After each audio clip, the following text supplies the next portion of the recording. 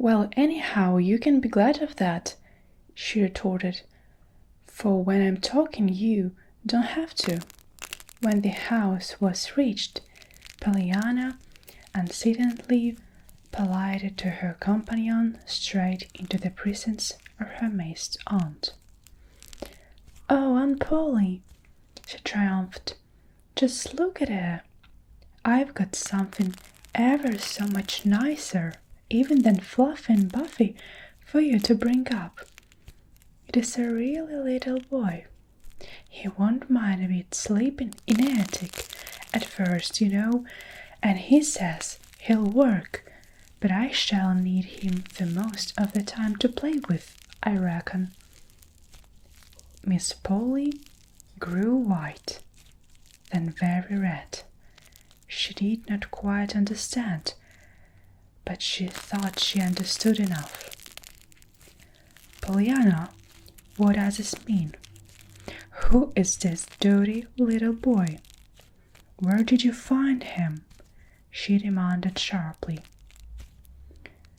The dirty little boy fell back a step and looked toward the door. Pollyanna laughed merrily. "There, if I didn't forget to tell you his name. I'm as bad as the man. And he is dirty too, isn't he? I mean the boys, just like Fluffy and Buffy were when you took them. But I reckon he'll improve all right by washing just as they did. And oh, I most forgot." Again, she broke off with a laugh. "This is Jimmy Bean, Aunt Polly." "Well, what is he doing here?" "Why, Aunt Polly, I just told you." Pollyanna's eyes were wide with surprise. "He's for you. I brought him home so she could live here, He wants a home and folks. I told him how too good you were to me and to Fluffy and Buffy, and I knew you would be to him, because of course he's even nicer than cats and dogs." Miss Polly dropped back in her chair and raised a shaking hand to her throat. The old helpless was threatening once more to overcome her. With a visible struggle, however, Miss Polly pulled herself suddenly erect. "That will do, Pollyanna.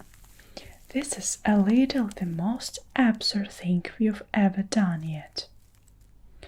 As if tramps, cats, and mangy dogs weren't bad enough, but you must need bring home ragged little beggars from the street who—" There was a sudden stir from the boy.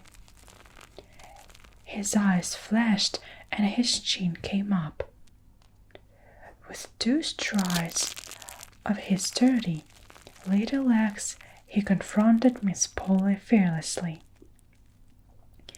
"I ain't beggar, ma'am, and I don't want nothing of you. I was called into work, of course, for my board and keep. I wouldn't have come to your old house anyhow if this girl hadn't made me a-telling me how you was so good and kind that you be destined to take me in. So there." And he wheeled about and stalked from the room with a daintily that would have been absurd had it not been so pitiful. "Oh, Aunt Polly," choked Pollyanna, "why, I thought you'd be glad to have him here. I'm sure I should think you'd be glad." Miss Polly raised her hand with peremptory gesture of silence. Miss Polly's nerves had snapped at last. The good and kind of the boy's word was still ringing in her ears, and the old helpless was almost upon her. she knew. Yet she railed her forces with the last atom of her willpower. "Pollyanna," she cried sharply, "will you stop using the everlasting words glad? It's glad, glad, glad from morning till night until I think I shall grow wild." From sheer amazement, Pollyanna's jaw dropped. "Why, Aunt Polly," she breathed, "I should think you'd be glad to have me—" She broke off, clapping her hand to her lips and hurried blithely from the room. Before the boy had reached the end of the driveway, Pollyanna overtook him. "Boy, Jim Bean, I want you to know how sorry I am," she panted, catching him with a detaining hand. "Sorry nothing, I ain't blaming you," retorted the boy sullenly. "But I ain't no beggar," he added with sudden spirit. "Of course you aren't, but you mustn't blame Auntie," appealed Pollyanna. "Probably I didn't do the introducing right, anyhow, and I reckon I didn't tell her much who you were. She's good and kind, really. She's always been. But I probably didn't explain it right. I do wish I could find some place for you, though." The boy shrugged his shoulders and half turned away. "Never mind. I guess I can find one myself. I ain't no beggar, you know." Pollyanna was frowning thoroughly. Of a sudden, she turned, her face illumined. "So I'll tell you what I will do. The ladies' aid meets this afternoon. I heard Aunt Polly say so. I'll lay your case before them. That's what Father always did when he wanted anything. Educating the hidden and new carpets, you know." The boy turned fiercely. "Well, I ain't a hidden or a new carpet. Besides, what is a ladies' aid?" Pollyanna stared in shocked disapproval. "Why, Jimmy Bean, wherever have you been brought up? Not to know what a ladies' aid is?" "Oh, all right, if you ain't telling," grunted the boy, turning and beginning to walk away indefinitely. Pollyanna sprang to his side at once. It's just a lot of ladies that meet and sew and give suppers and raise money and a talk. That's what a ladies' aid is. They're awfully kind. That is, most of mine was back home. I haven't seen this one here, but they are always good, I reckon.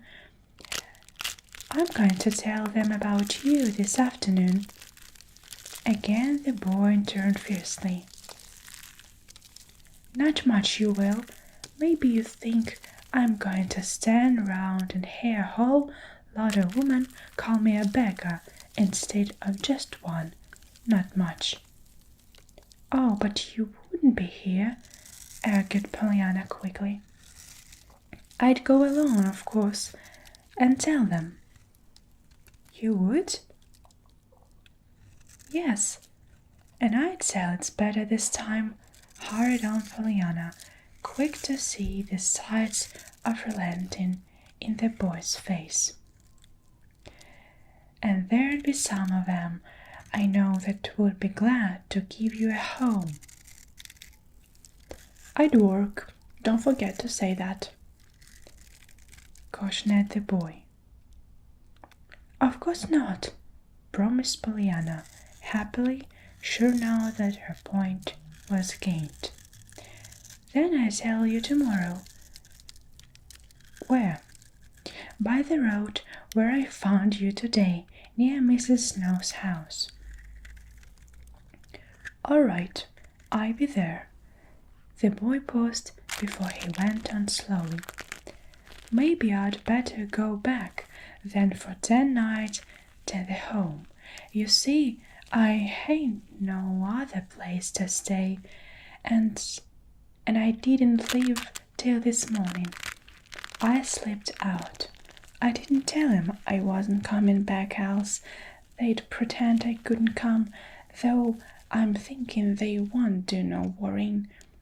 Then I don't show up sometime. They aren't like folks, you know. They don't care.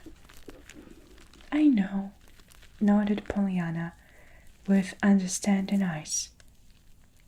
But I'm sure when you'll see you tomorrow, I'll have just a common home and folks what do care already for you. Goodbye, she called brightly as he turned back towards the house. It's the getting room window. In that moment, Miss Polly, who had been watching the two children, followed with somber eyes the boy until a bend of the road him from sight. Then she sighed, turned and walked listlessly upstairs, and Miss Polly did not usually move listlessly. In her ears still was a voice scornful. You were so good and kind. In her heart was a curious sense of desolation, as of something lost. Before the ladies ate. Dinner, which came at noon in the Harrington homestead, was a silent meal on the day of the ladies' aid meeting. Pollyanna, it is true, tried to talk, but she did not make a success of it, chiefly because 4 times she was obliged to break off a glad in the middle of it, much to her blush and discomfort. The 5th time it happened, Miss Polly moved her head wearily. There, child, say it if you want to, she sighed. I'm sure I'd rather you did than not, if it's going to make all this fuss. Pollyanna's puckered little face cleared. Oh, thank you. I'm afraid it would be pretty hard not to say it. You see, I've played it so long. You what? Demanded Aunt Polly. Played it, the game. You know, that father. Pollyanna stopped with a painful blush at finding herself so soon again on forbidden ground. Aunt Polly frowned and said nothing. The rest of the meal was a silent one. Pollyanna was not sorry to hear Aunt Polly tell the minister's wife over the telephone a little later that she would not be at the ladies' aid meeting that afternoon, owing to a headache. When Aunt Polly went upstairs to her room and closed the door, Pollyanna tried to be sorry for the headache, but she could not help feeling glad that her aunt was not to be present this afternoon when she laid the case of Jimmy Bean before the ladies' aid. She could not forget the Aunt Polly had called Jimmy Bean a little beggar, and she did not want Aunt Polly to call him that before the ladies' aid. Pollyanna knew that the ladies' aid meet at 2 o'clock in the chapel next to the church, not quite half a mile from home. She planned her going, therefore, so that she should get there a little before there. I want them all to be there, she said to herself, else the everyone wasn't there might be the one who would be wanting to keep Jimmy Bean at home. And of course, 2 o'clock always means 3, really, to ladies' aiders. Quietly, but with confident courage, Pollyanna ascended the chapel steps, pushed open the door, and entered the vestibule. A soft babble of feminine chatter and laughter came from the main room. Hesitating only a brief moment, Pollyanna pushed open one on the inner doors. The chatter dropped to a surprised hush. Pollyanna advanced a little timidly. Now that the time had come, she felt unwontedly shy. After all, these half-strange, half-familiar faces about her were not her own dear lady's aid.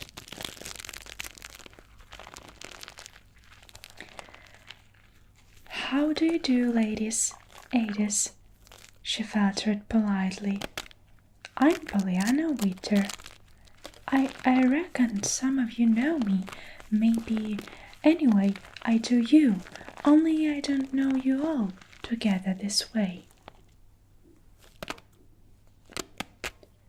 The silence could almost be felt now. Some of the ladies did know this rather extraordinary niece of their fellow member, and nearly all had heard of her, but no one of them could think of anything to say just then. "I've come to lay the case before you," stammered Pollyanna after a moment, unconsciously falling into her father's familiar physiology. There was a slight rustle. Did your aunt send you, my dear?" asked Mrs. Ford, the minister's wife. Pollyanna colored a little. "Oh, no, I came all myself. You see, I'm used to ladies' aiders. It was ladies' aiders that brought me up with father." Somebody tittered hysterically, and the minister's wife frowned. "Yes, dear, what is it?" "Well, it is Jimmy Bean," sighed Pollyanna. "He hasn't any home except the orphan one, and they are full and don't want him anyhow, he thinks. So he wants another. He wants one of the common kind that has a mother instead of a Merton in it. Folks, you know, they care. He's 10 years old, going on 11. I thought some of you might like him to live with you, you know." "Well, did you ever?" murmured a voice, breaking the dazed pause that followed Pollyanna's words. With anxious eyes, Pollyanna swept the circle of faces about her. "Oh, I forgot to say, he will work," she supplemented eagerly. Still there was a silence. Then coldly 1 or 2 women began to question her. After a time, they all heard the story and began to talk among themselves, animatedly, not quite pleasantly. Pollyanna listened with growing anxiety. So that was that she could not understand. She did gather after a time, however, that there was no woman there who had a home to leave him, though every woman seemed to think that some of the others might take him, as there were several who had no little boys on their own already in their homes. But there was no one who agreed herself to take him. Then she heard the minister's wife suggest timidly that they, as a society, might perhaps assume his support and education, instead of sending quite so much money this year to the little boys in faraway India.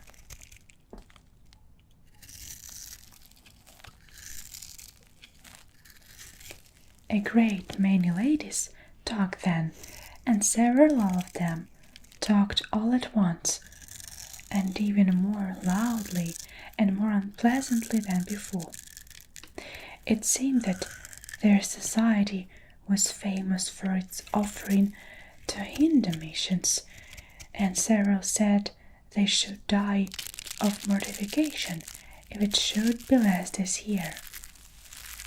Some of that was said, and this time Pollyanna again thought she could not have understood too, for it sounded almost as if they did not care at all what the money did, as long as the sum opposite the name of their society in a certain report headed the list, and of course that she could not be what they meant at all.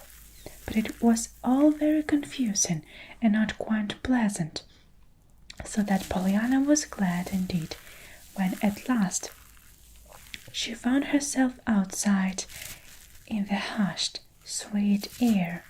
Only she was very sorry too, for she knew it was not going to be easy or anything, but said to tell Jimmy Bean tomorrow that the ladies' aid had decided that they would rather send all their money to bring up the little India boys than to save out enough to bring up one little boy in their own town, for which they would not get a bit of a credit in their report, according to the tall lady who wore spectacles. Not but that is good, of course, to send money to the heathen, and I shouldn't want them not send some there, sighed Pollyanna to herself as she trod sorrowfully along. But they acted as if little boys here weren't any count, only little boys way off. I should think, though, they'd rather see Jimmy Bean grow than just a report. In Pendleton Woods. Pollyanna had not turned her steps toward home when she left the chapel. She had turned them instead toward Pendleton Hill. It had been a hard day, for all it had been a vacation one, as she termed if weren't days when there was no sewing or cooking lesson, and Pollyanna was sure that nothing would do her quite so much good as a walk through the green quiet of Pendleton Woods. Up Pendleton Hill, therefore, she climbed steadily, in spite of the warm sun on her back. I don't have to get home till 5:30 anyway, she was telling herself. And it'll be so much nicer to go around by the way of the woods, even if I do have to climb to get there.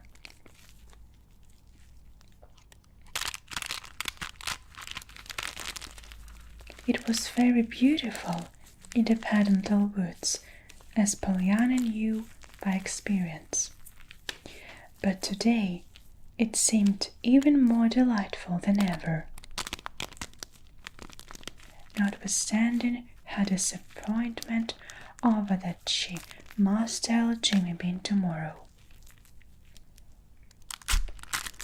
I wish they were up here, all those ladies who talk so loud, sighed Pollyanna to herself, raising her eyes to the patches of vivid blue between the sunlight green of the treetops.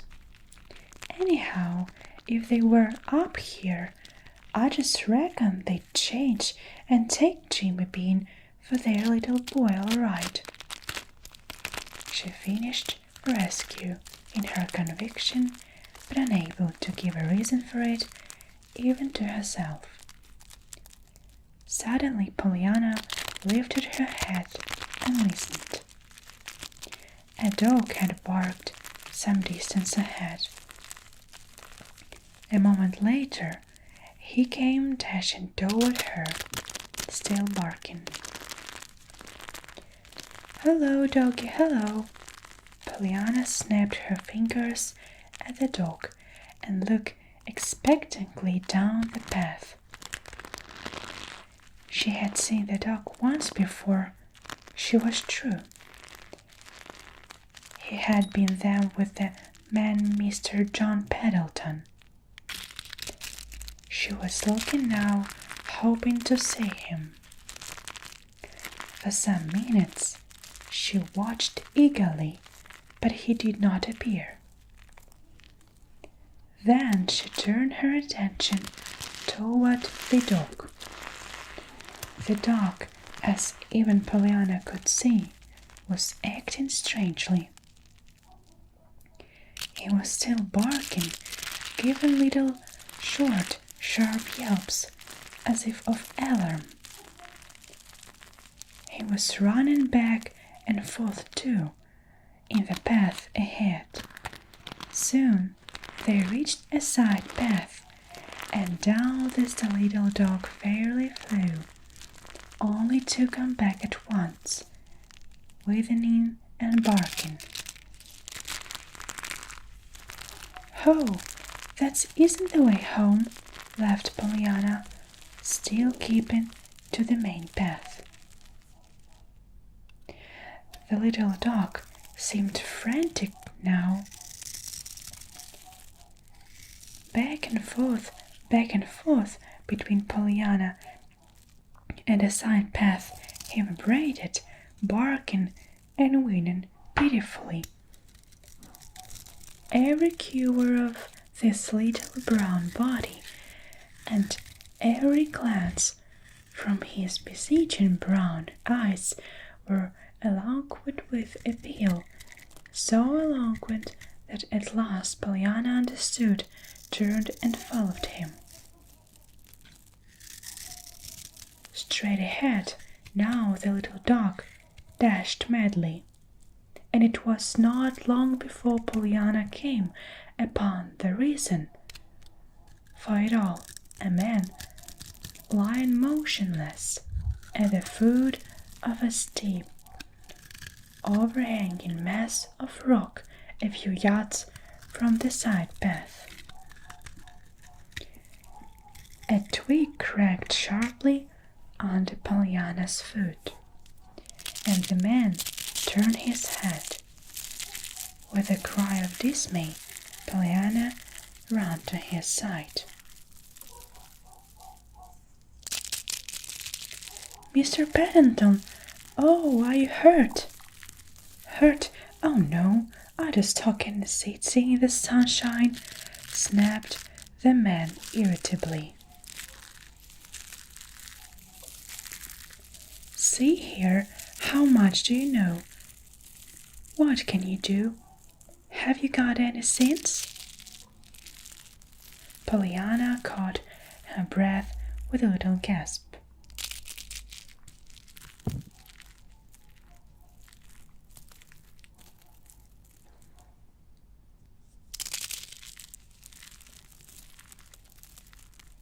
As well as habit, she answered the question literally, one by one. Why, Mr. Pendleton, I don't know so very much, and I can do a great many things. But the most of the ladies' aides, except Mrs. Ruston, said I had real good sense. I had 'em say so one day. They didn't know I heard, though. The man smiled grimly. There, child, I beg your pardon. I'm sure it's only this confounded leg of mine. Now listen. He paused and with some difficulty reached his hand into his trousers pocket and brought out a bunch of keys, signing out of one between his thumb and forefinger.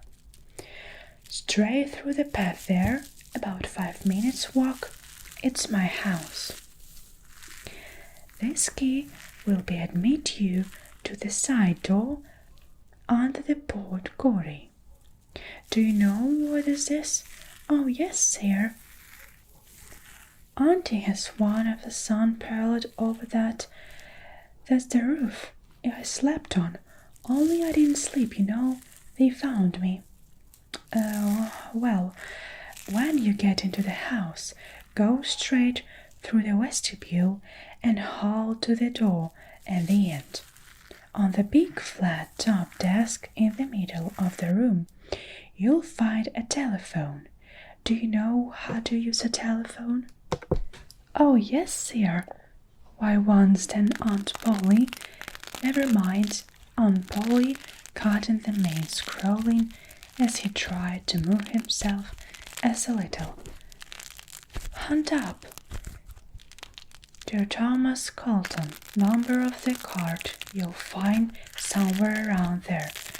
It ought to be on the hook down at the side, but it probably won't be.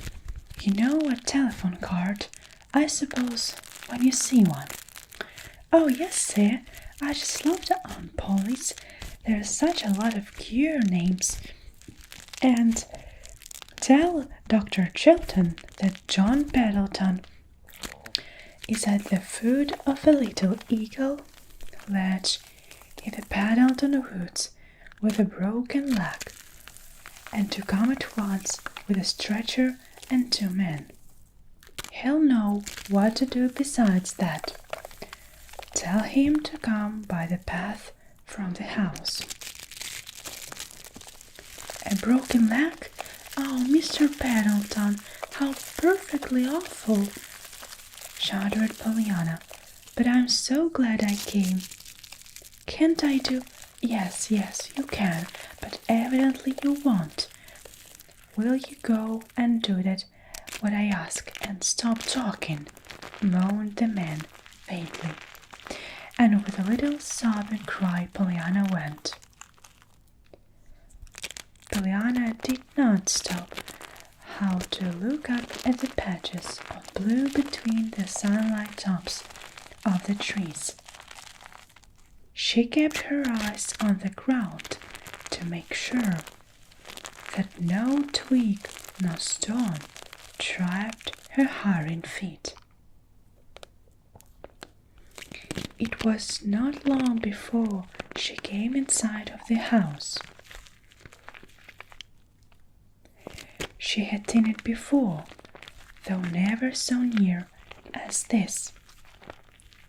She was almost frightened how at the massiveness of the great pile of grey stone with the pillared verandas and its imposing entrance, pausing only for a moment. However, she sped across the big neglected lawn and around the house to the side door under the portico. Her fingers, stiff from their tight clutch upon the keys, were anything but skillful in their efforts to turn the bolt in the rock. But at last the heavy carved door swung slowly back into its hinges. Pollyanna caught her breath in spite of her feeling of haste. She paused a moment and looked fearfully through the vestibule to the white, somber hell beyond. Her thoughts in a shrill. This was a John Pendleton house. The house of mystery. The house into which no one but its master entered. The house which sheltered somewhere a skeleton. Yes, she, Pollyanna, was expected to enter along these fearsome rooms and telephone doctor that the master of the house lay now. With a little cry, Pollyanna, looking neither to the right nor the left,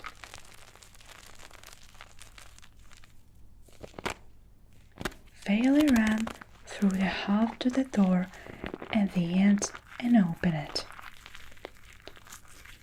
The room was a large and somber, with dark woods and changes like the hall, but through the west window the sun threw a long shaft of gold across the floor, gleamed dully on the tarnished brass entrance in the fireplace,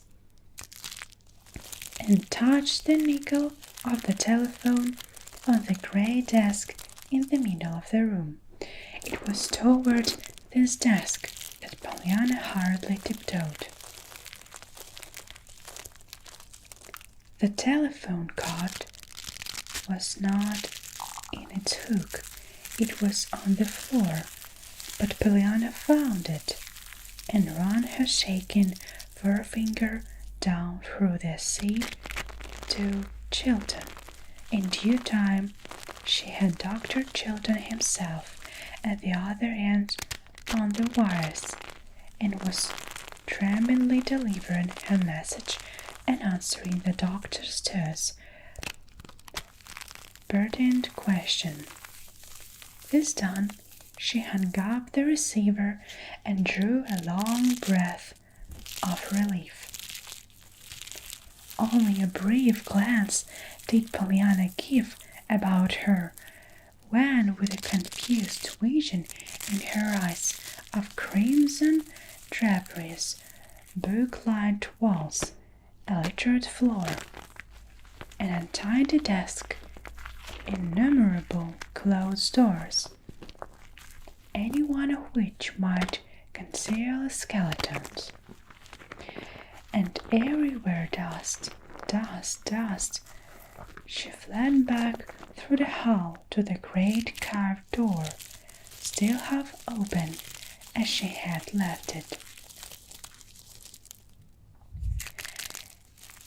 In what seemed, even to the injured man, an incredibly short time, Pollyanna was back in the woods at the man's side. "Well, what is the trouble? Couldn't you get it?" he demanded. Pollyanna opened wide her eyes. "Why, of course I could. I'm here," she answered. "And if I'd be here if I hadn't gotten. And the doctor will be right up just as soon as possible with the man and things.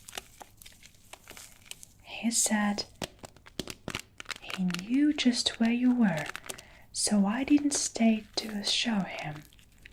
I wanted to be with you." "Did you?" smiled the man grimly.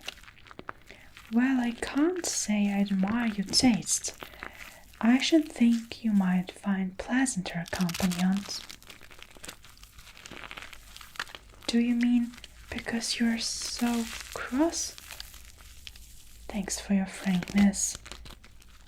Yes. Pollyanna laughed softly. But you're only cross outside. You aren't cross inside a bit. Indeed? How do you know that? Asked the man, trying to change the position of his head without moving the rest of his body. Oh, lots of ways. They're like that the way you act with a dog, she added, pointing to the long, slender hand that rested on the dog's sleek head near him. It's funny how dogs and cats know the insides of folks better than other folks do, isn't it? I'm going to hold your head, she finished abruptly. The man winced several times and groaned once, softly, while the change was being made. But in the end he found Pollyanna's lap a very welcome substitute for the rocky hollow in which his head had lain before. Well, that is better, he murmured faintly. He did not speak again for some time. Watching his face, Pollyanna wondered if he were asleep. She did not think he was. He looked as if his lips were tied shut up to keep back moans of pain. Pollyanna herself almost cried aloud as she looked at his great, strong body lying there so helpless. One hand, with fingers tightly clenched, lay outflung, motionless. The other, limply open, lay on the dog's head. The dog, his wistful, eager eyes on his master's face, was motionless too. Minute by minute, the time passed. The sun dropped lower in the west, and the shadows grew deeper under the trees. Pollyanna sat so still she hardly seemed to breathe. A bird alighted fiercely within reach of her hand, and a squirrel whisked his bushy tail on a tree branch almost under her nose, yet with his bright little eyes all the while of the motionless dog. At last the dog pricked up his claws and whined softly.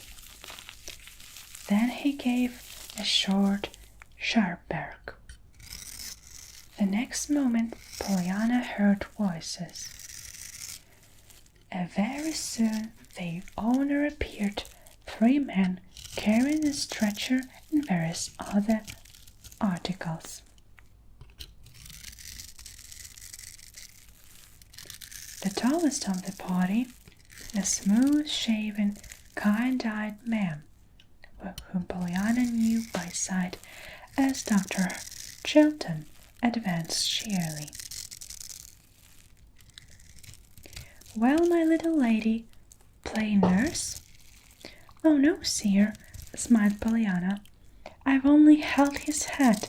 I haven't given him a mite of medicine, but I'm glad I was here."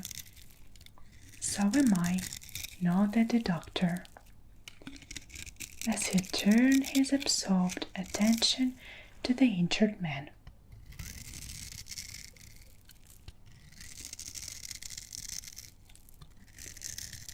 "Just a matter of jelly." Pollyanna was a little late for supper on the night of the accident to John Pendleton, but as it happened, she escaped without reproof. Nancy met her at the door. "Well, if I ain't glad to be sitting. My 2 eyes on you," she sighed in obvious relief. "It's 6:30. "I know it," admitted Pollyanna anxiously, "but I'm not to blame, truly I'm not. And I don't think even Aunt Polly will say I am either." "She won't have the chance," retorted Nancy with huge satisfaction. "She's gone." "Gone?" gasped Pollyanna. "You don't mean that I've driven her away?" Through Pollyanna's mind at the moment trooped remorseful memories of the morning with its unwanted boy, cat, and dog, and its unwelcome glad and forbidden father that would spring to her forgetful little tongue. "Oh, I didn't drive her away."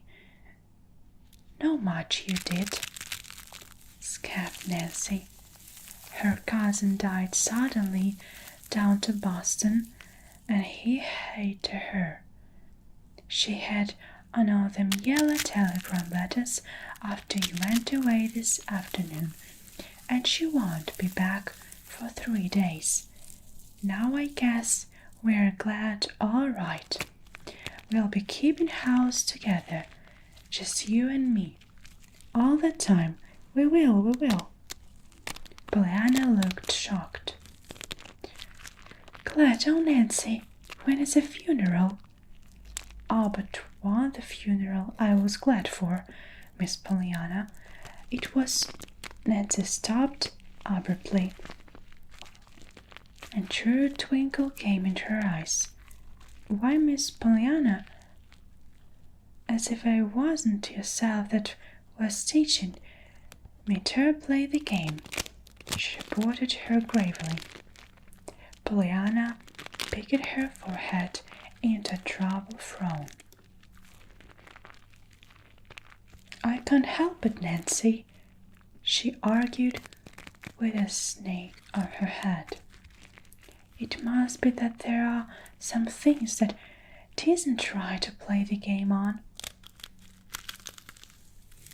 And I'm sure funerals is one of them."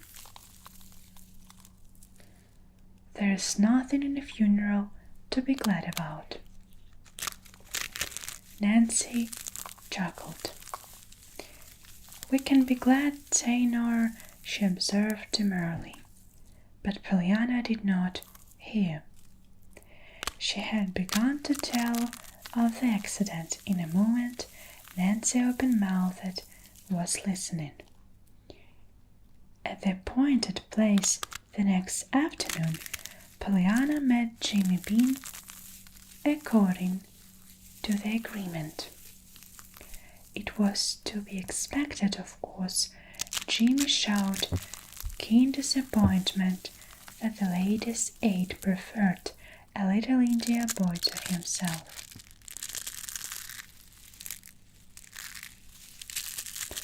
"Well, maybe it is natural," he sighed. "Of course, things you don't know about are always nicer than things you do. Same as the predator on other side of the plate is always the biggest. But I wish I looked that way to somebody way off. Wouldn't it be just great? No, if only somebody over in India wanted me."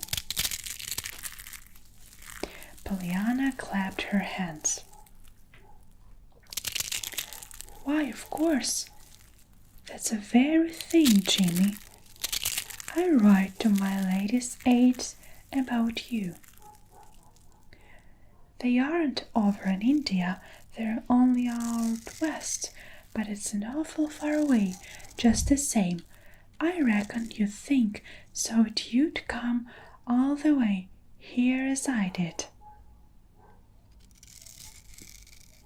Jimmy's face brightened. Do you think they would truly take me?" he asked. "Of course they would. Don't they take little boys in India to bring up?" "Well, they can't just play you are a little India boy this time. I reckon you're far enough away to make your report all right." "You wait. I'll write 'em. I write Mrs. White. No, I write Mrs. Jones. Mrs. White has got the most money, but Mrs. Jones gives the most, which is kind of funny, isn't it? When you think of it. But I reckon some of the aiders will take you." "All right, but don't forget to tell I work for my board and keep put in Jimmy. I ain't no beggar. A business in business, even with ladies' aiders, I'm thinking." He hesitated, then added, "And I suppose I better stay where I be for a spell yet till you're here." "Of course," nodded Pollyanna emphatically. "Then I know just where to find you. And they'll take you. I'm sure you're far enough away for that. Didn't Aunt Polly say," she broke off suddenly, "do you suppose I was Aunt Polly's little girl from India?" "Well, if you aren't the curious kind," grinned Jimmy, as he turned away. It was about a week after the accident in Pendleton Woods that Pollyanna said to her aunt one morning, "Aunt Polly, please would you much very much if I took Mrs. Snow's cow food jelly this week to someone else? I'm sure Mrs. Snow wouldn't this once." "Dear me, Pollyanna, what are you up to now?" sighed her aunt. "You are the most extraordinary child." Pollyanna frowned a little anxiously. "Aunt Polly, please, what is extraordinary?" "If you are extraordinary, you can't be ordinary, can you?" "You certainly cannot." "Oh, that's all right then. I'm glad I'm extraordinary," sighed Pollyanna, her face clearing. "You see, Mrs. White used to say Mrs. Rawson was a very ordinary woman, and she disliked Mrs. Rawson something awful. They were always Father had we had more trouble keeping peace between them than we did between any of the rest of the ages," corrected Pollyanna, a little breathless from her effort to stay between the school of her father's past comments in regard to speaking of clutch, squirrels, and the carpets, of her aunt's present comments in regard to speaking of her father. Yes, well, never mind," interposed Aunt Polly, a trifle impatiently. "You do run on so, Pollyanna, and no matter what we are talking about, you always bring up those ladies' aiders." "Yes'm," smiled Pollyanna cheerfully. "I reckon I do, maybe. But you see, they used to bring me up, and—" "That will do, Pollyanna," interrupted a cold voice. "Now, what is it about the jelly?"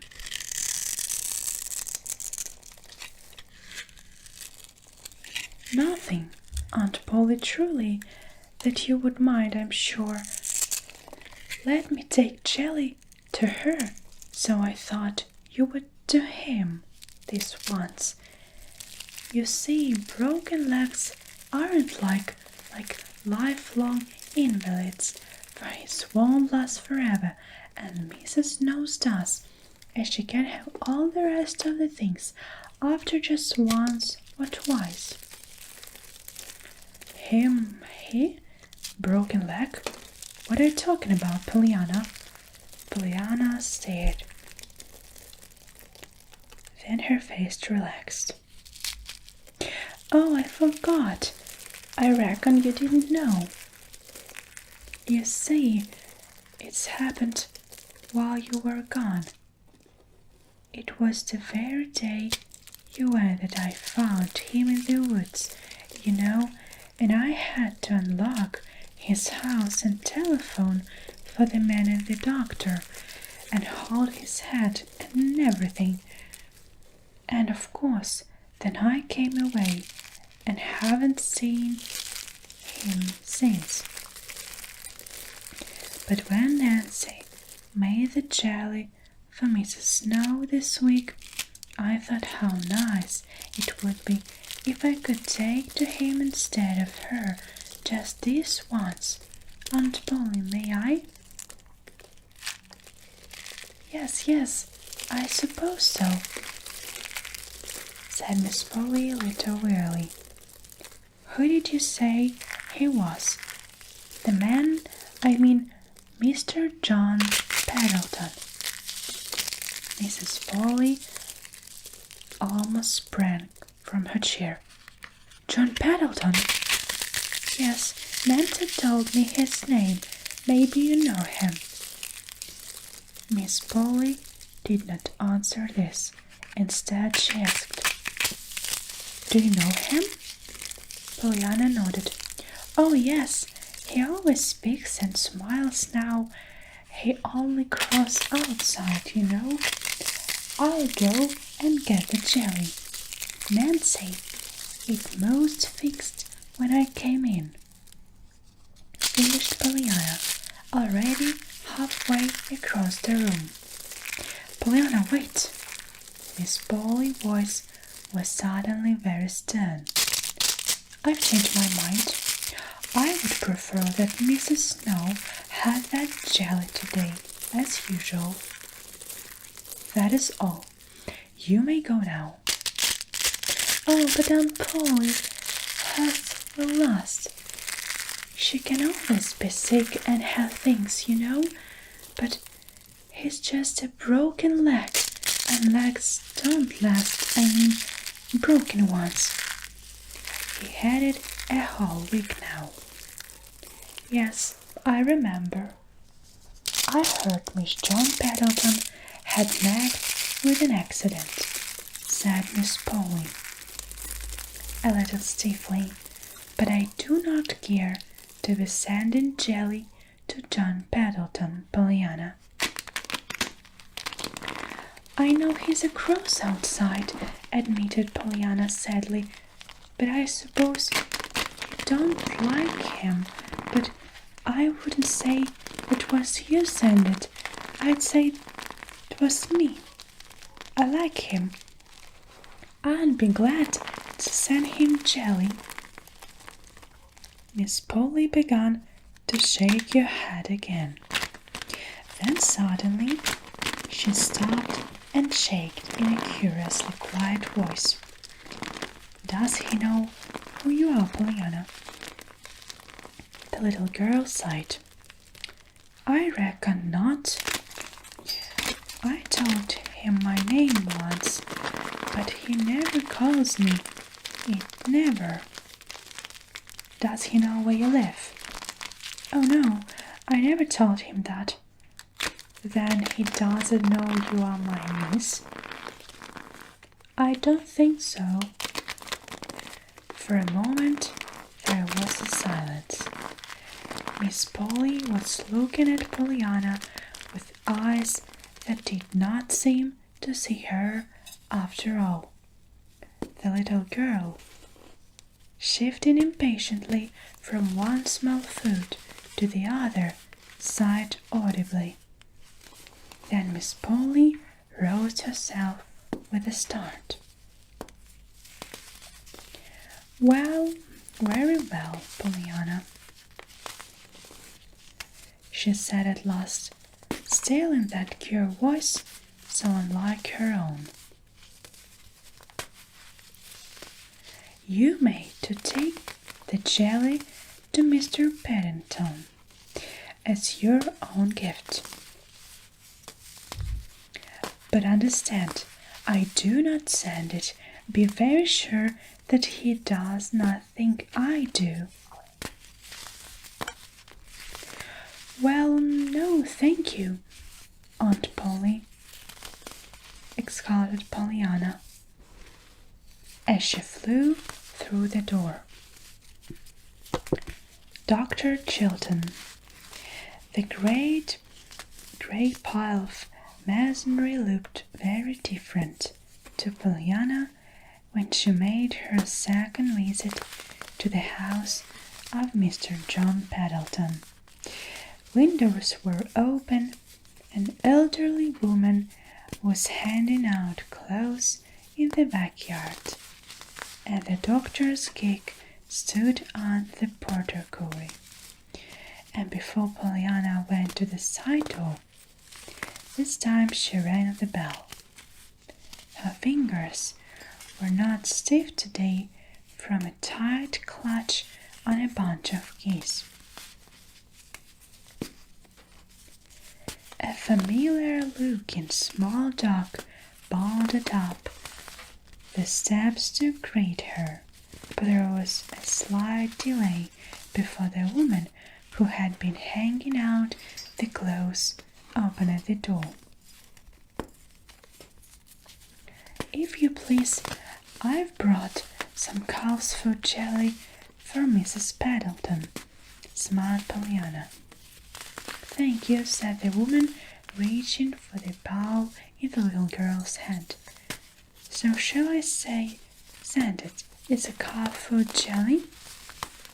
The doctor, coming into the hall of the moment, heard the woman's word and saw the disappointed look on Pollyanna's face. He stepped quickly forward. "Ah, some comfort jelly," he asked genially. "That will be fine. Maybe you'd like to see our patient, huh?" "Oh, yes, dear," beamed Pollyanna. And the woman, in obedience to a nod from the doctor, led the way down the hall at once, though plainly with wide surprise on her face. Behind the door, a young man, a trained nurse from the nearest city, gave a distraught exclamation. "But, doctor, didn't Mr. Pendleton give orders not to admit anyone?" "Oh, yes," nodded the doctor imperturbably. "But I'm giving orders now. I'll take the risk." Then he added whimsically, "You don't know, of course, that a little girl is better than a 6-quart bottle of tonic any day. If anything or anybody can take the grouch out of the Pendleton this afternoon, she can. That's why I sent her in." "Who is she?" One of the brief moment the doctor hesitated. "She's the niece of one of our best now residents. Her name is Pollyanna Witcher. I don't happen to enjoy a very extensive personal acquaintance with the little lady as yet, but lots of my patients do, I'm thankful to say." The nurse smiled. "Indeed, and what are the special ingredients of this wonder-working tonic of hers?" The doctor shook his head. "I don't know. As near as I can find it in our overwhelming glad for everything that has happened or is going to happen. At any rate, her quiet speech are constantly being repeated to me, and as near as I can make out, just being glad is the tenor of the most of them. All this he added with another whimsical smile as he stepped out of the porch. I wish I could prescribe her and buy her as I could a box of pills, though when there gets to be many of her in the woods, and you and my swell to go ribbon selling and ditch digging of the money we'd get out of nursing and doctoring. He laughed, picking up the reins and stepping into the gig. Pollyanna, meanwhile, in accordance with the doctor's orders, was being escorted to John Pendleton's rooms. Her way led through the great library and the end of the hall.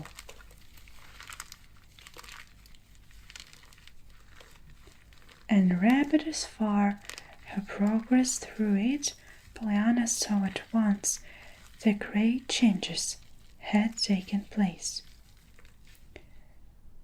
The book-lined walls and the crimson curtains were the same, but there was no litter on the floor, no untidiness on the desk, and not so much as a grain of dust in sight.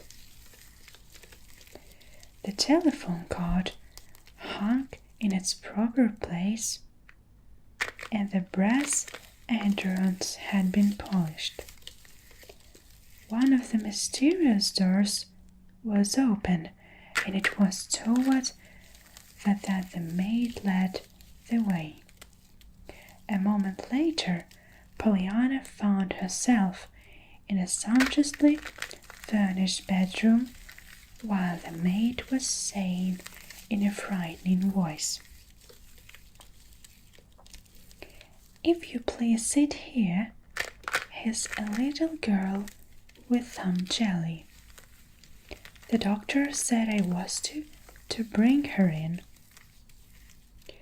The next moment, Pollyanna found herself alone with a very cross-looking man lying flat on his back in bed. "See here, didn't I say?" began an angry voice. "Oh, it's you!" It broke off not very graciously as Pollyanna advanced towards the bed. "Yes, sir," smiled Pollyanna. "I'm so glad they let me in.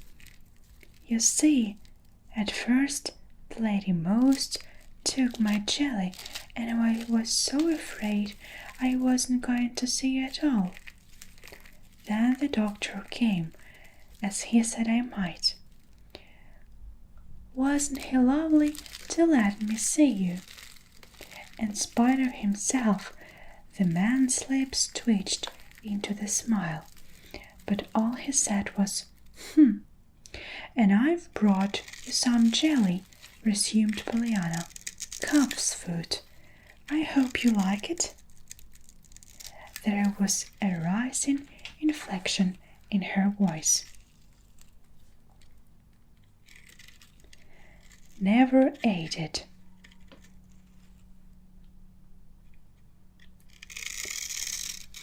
The fleeting smile had gone, and the scowl had come back to the man's face. For a brief instant Pollyanna's countenance showed disappointment, but it cleared as she set the pile of jelly down. "Didn't you?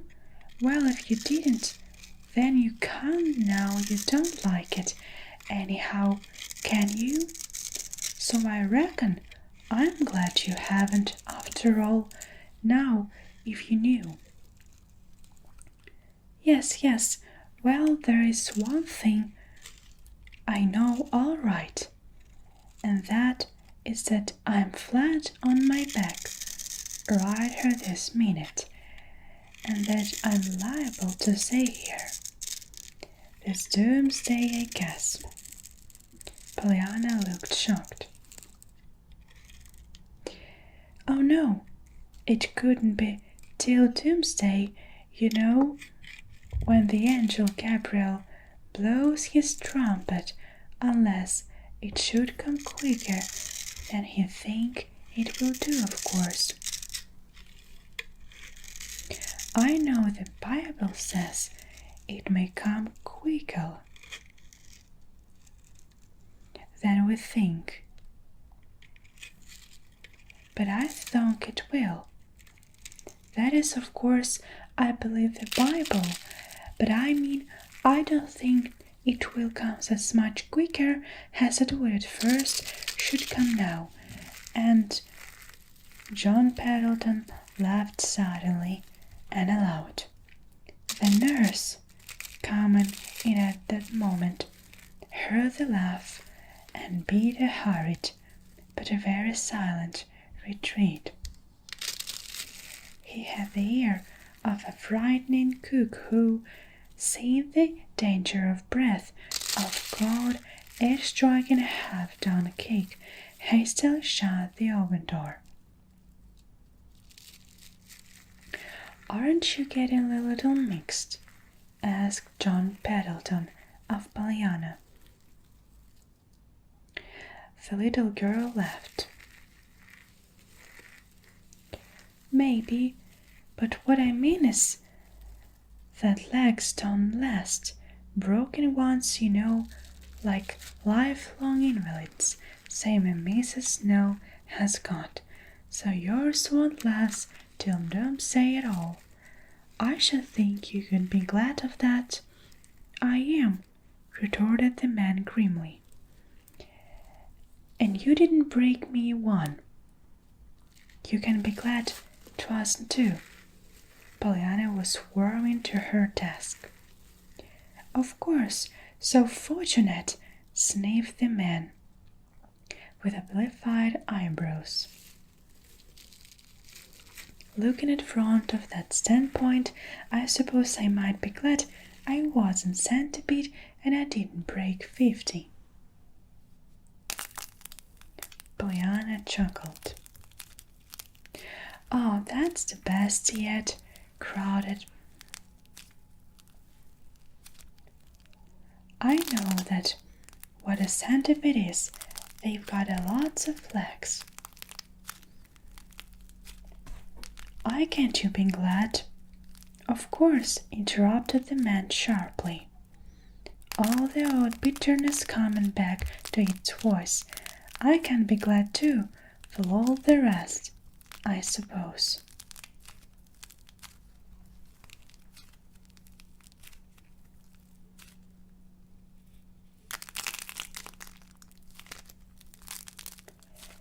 The nurse and the doctor and that confounded woman in the chicken. "Why, yes, sir, only think how bad it would be if you didn't have them." "Well, he demanded sharply. "Well, I say, only think how bad it would be if you didn't have them. And you lying here like this, as if that wasn't the very thing that was at the bottom of the whole matter," retorted the man tastily, "because I'm lying here like this. And yet you expect me to say I'm glad because of a fool woman who distranges the whole house and calls it regulating, and a man who aids and abets her in and calls it nursing, to say nothing of the doctor who eggs them both on, and the whole bunch of them meanwhile expecting me to say them for it and pay them well too." Pollyanna frowned sympathetically. Yes, I know. That part is so bad about the money, when you've been saving it too all this time. When saving it, buying beans and fish balls, you know. So do you like beans, or do you like turkey better only on account of the 60 cents? Look here, child, what are you talking about? Pollyanna smiled radiantly. About your money, you know, denying yourself and saving it for the hidden. You see, I found out about it. Why, Mr. Pendleton, that's one of the ways I knew you weren't cross inside. Nancy told me.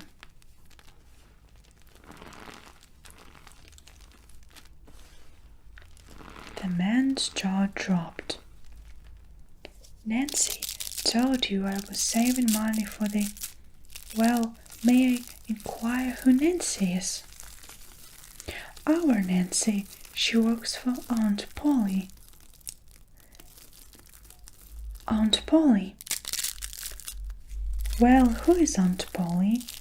She's Miss Polly Harrington. I live with her. The man made a sudden movement. Miss Polly Harrington? He breathed. You live with her? Yes, I'm her niece. She's taken me to bring up on account of my mother, you know, faltered Pollyanna in a low voice. She was her sister, and after father went to be with her and the rest of in heaven, there wasn't any one left for me down here by the lady said, so she took me. The man did not answer. His face, as he lay back on the pillow now, was so very white, so white that Pollyanna was frightened. She rose uncertainly to her feet. I reckon maybe I'd better go now, she proposed. I hope you like the jelly. The man turned his head suddenly and opened his eyes. There was a curious longing in the dark depths, which even Pollyanna saw. At which she marveled. And so you are Miss Polly Harrington's niece.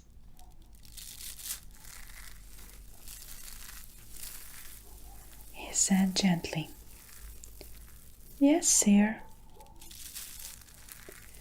Still the man's dark eyes lighted on her face until Pollyanna, feeling vaguely restless, murmured, I suppose you know her. John Pendleton's lips curved in an odd smile. Oh, yes, I know her. He hesitated, then went on, still with that curious smile. But you can't mean that it was Miss Polly Harrington who sent that jelly to me, he said slowly.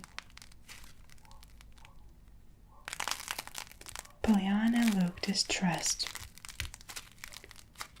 No, sir, she didn't. She said I must be very sure not to let you think she did send it, but I thought as much, vouchsafed the man shortly, turning away his head, and Pollyanna, still more distressed, tiptoed from the room. Pollyanna found the doctor waiting in his gig. The nurse stood on the steps.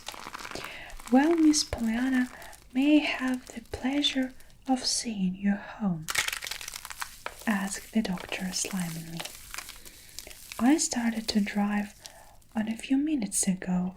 Then it occurred to me that I'd wait for you. Thank you, sir. I'm glad you did.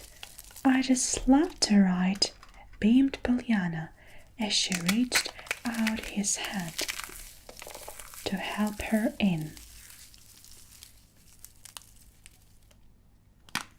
Do you? Smiled the doctor, nodding his head in farewell to the young man on the steps. Well, as near as I can judge, there are a good many things you love to do, huh? He added, and they drove briskly away. Pollyanna laughed. Why, I don't know. I reckon perhaps they are, she admitted. I like to do most everything that's living. Of course I don't like the other things very well, sewing and reading out loud and all that, but they aren't living. No? What are they then? Aunt Polly says they are learning to live, sighed Pollyanna with a sorrowful smile. The doctor smiled now, a little curly.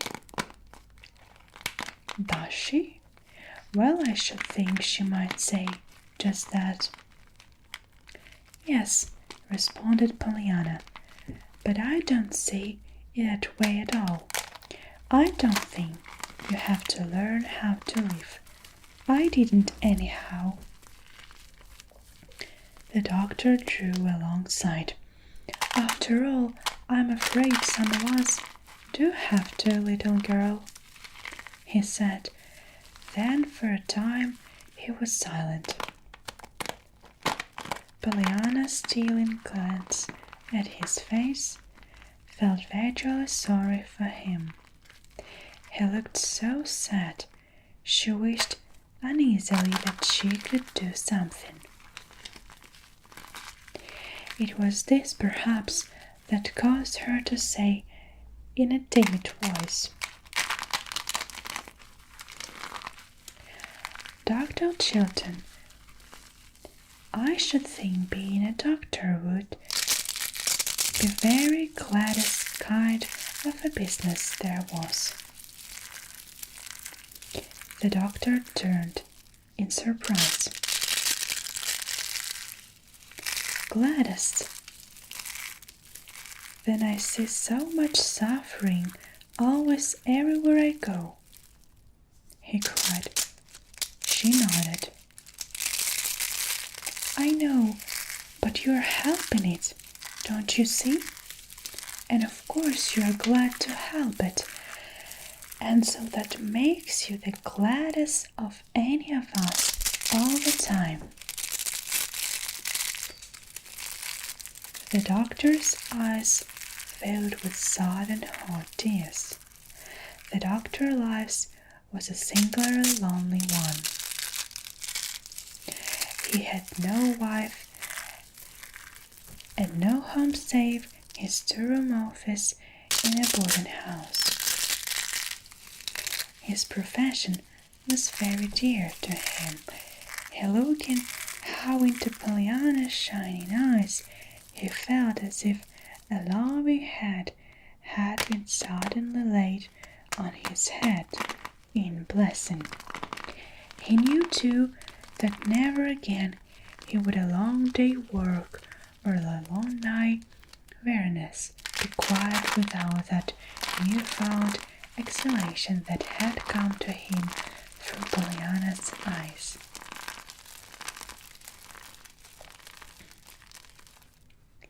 God bless you, little girl, he said unsteadily. Then, with a bright smile, his patients knew and loved you so well. He added, I'm thinking after that it was the doctor, quite as much as his patients, that needed a draught of a tonic. all of which puzzled Pollyanna very much, until a chipmunk running across the road drove the whole matter from her mind. The doctor left Pollyanna at her own door, smiled at Nancy, who was sweeping off the front porch, then drove rapidly away. "I've had a perfectly beautiful ride with the doctor," announced Pollyanna, bounding up the steps. "He's lovely, Nancy." "Is he?" "Yes, and I told him I should think his business would be very greatest one there was." "What? Going to see sick folks, and folks that ain't sick but think they is, which is worse?" Nancy faced showed open skepticism. Pollyanna laughed gleefully. "Yes, that's most what he said, too. But there was a way to be glad even then." "Guess." Nancy frowned in meditation.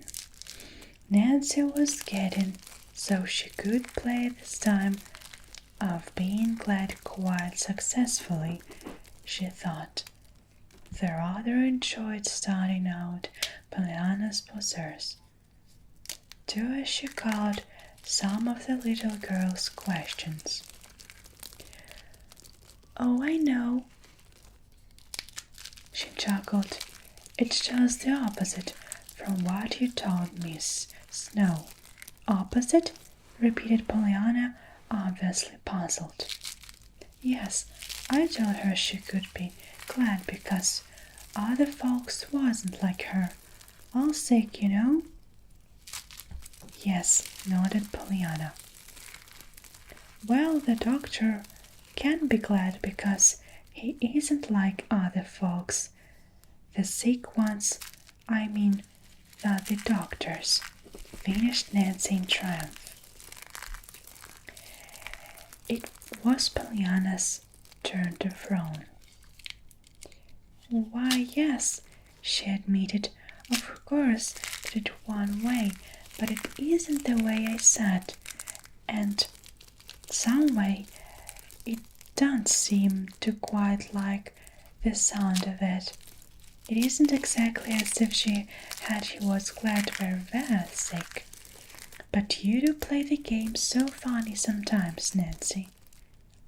She sighed as she went into the house.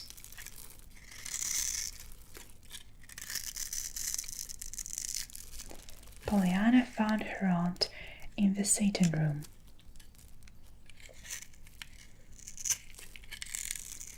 "Who was that man?" "That one who drove into the yard, Pollyanna," questioned the lady a little sharply. "Why, Aunt Pollyanna, that was Dr. Chilton. Don't you know him?" "Dr. Chilton? What was he doing here?" "He drove me home. Oh, and Guy gave the jelly to Mr. Pendleton, and—" Miss Polly lifted her head quickly.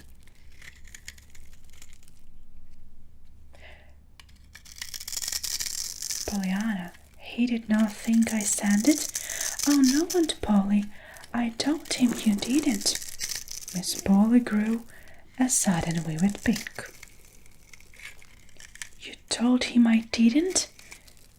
Pollyanna opened wide her eyes at the demonstrative dismay in her aunt's voice. "Why, Aunt Polly, you said to." Aunt Polly sighed. "I said, Pollyanna, that I did not send it, and for you to be very sure that he did not think I did, which is a very different matter from telling him outright that I did not send it," and she turned vexedly away. "Dear me, well, I don't see there a difference is," sighed Pollyanna, as she went to hang her hat on the one particular hook in the house upon which Aunt Polly had said that it must be hung.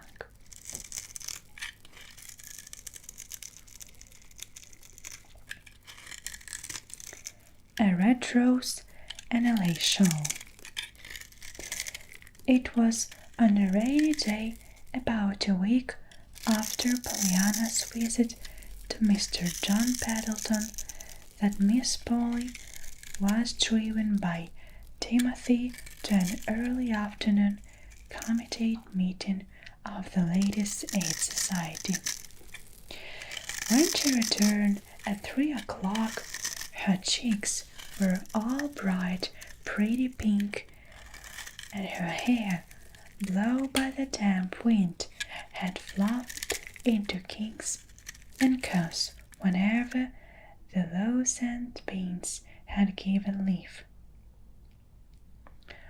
Pollyanna had never before seen her aunt look like this. Oh, why, Aunt Polly, you've got them too, she cried rapturously, dancing around her aunt, and the lady entered the sitting room. Got what, you impossible child? Pollyanna was still revolving around and around her aunt. And I never knew you had them. Can folks have them when you don't know they've got them? Do you suppose I could? For I got to heaven, I mean, she cried, pulling out with them. But then you wouldn't be black if they did come. You can hide the black part. Pollyanna, what does all this mean? Demanded Aunt Polly, hurriedly removing her hat and trying to smooth back her disordered hair. No, please, Aunt Polly. Pollyanna's jubilant voice turned to one of the distressed appeal. Don't smooth them out. It's those that I'm talking about, those darling little black girls. Oh, Aunt Polly, they're so pretty. Nonsense. What do you mean, Pollyanna, by going to the ladies and the others lady in the absurd fashion about the beggar boy? But it isn't nonsense, urged Pollyanna, answering only the first of her aunt's remarks. You don't know how pretty you look with your hair like that. Oh, Aunt Polly, please, may I do your hair like I did Mrs. Snow's and put in the flowers? I'd love to see you that way. Why, I'd be so much prettier than she was. Pollyanna, Miss Polly spoke very sharply, all the more sharply because Pollyanna's words had given her an odd throb of joy, when before had nobody cared how she or her hair looked. Then before had anybody laughed to see her pretty. Pollyanna, you did not answer my question. Why did you go to the Ladies' Aid in that absurd fashion? Yes, I know, but please, I didn't know it was absurd until I went and found out they'd rather see their report grow than Jimmy. So then I wrote to my Ladies' Aids, 'cause Jimmy's far away from them, you know, and I thought maybe he couldn't be their little India boys, same as Aunt Polly was a boy little India girl. Aunt Polly, you will let me do your hair, won't you? Aunt Polly put her hand to her throat. The old helpless feeling was upon her, she knew. But Pollyanna, when the ladies told me this afternoon how you came to them, I was so ashamed. Pollyanna began to dance up and down lightly on her toes. You didn't say I couldn't do your hair, she cried triumphantly. And so, I'm sure it means just in the other way around, sort of it, like it did on the other day about Mr. Pendleton jelly that you didn't send, but didn't want me to say that you didn't send, you know. Now wait, just where you are. I'll get a comb. But Pollyanna, remonstrated Aunt Polly, following the little girl from the room and pounding upstairs after her. Oh, did you come up here? Pollyanna greeted her at the door of Miss Polly's own room. That will be nicer yet. I've got the comb. Now sit down, please, right here. Oh, don't so I'm glad you let me do it. But Pollyanna, Miss Polly did not finish her sentence. To her helpless amazement, she found herself in the low chair before the dressing table, with her hair already tumbling about her ears under the eager and very gentle fingers. Oh my, what a pretty hair you've got, prattled Pollyanna. And there is so much more of it than Mrs. Snow has to. But of course you need more anyhow, because you're well and can go to places where folks can't see it. My, I reckon folks will be glad when they do see it, and surprised too, because you've had it so long. Why, Aunt Polly, I make it so pretty everybody will just love to look at. Pollyanna gasped a stifled but choked voice from a hail of hair. I'm sure I don't know why I'm letting you do this silly thing. Why, Aunt Polly, I should think you'd be glad to have folks like to look at you. Why don't you look like a pretty thing? I'm ever so much happier when I look a pretty fox, because when I look at the other kind, I'm so for them. But, and I just love to do folks' hair, purred Pollyanna contentedly. I did quite a lot of the ladies' 80s, but there wasn't any of them so nice as yours. Mr. White's was pretty nice through, and she looked just lovely one day and dressed her in it. Oh, Aunt Polly, I've just happened to think of something, but it is secret and I shan't tell. Now your hair is almost done, and pretty quick I'm going to leave you just a minute. And you just promise not to stir nor peek even till I come back. Now remember, she finished as she ran from the room. Aloud, Miss Polly said nothing. To herself she said that of course she should at once undo the absurd work of her niece's fingers and put her hair up properly again.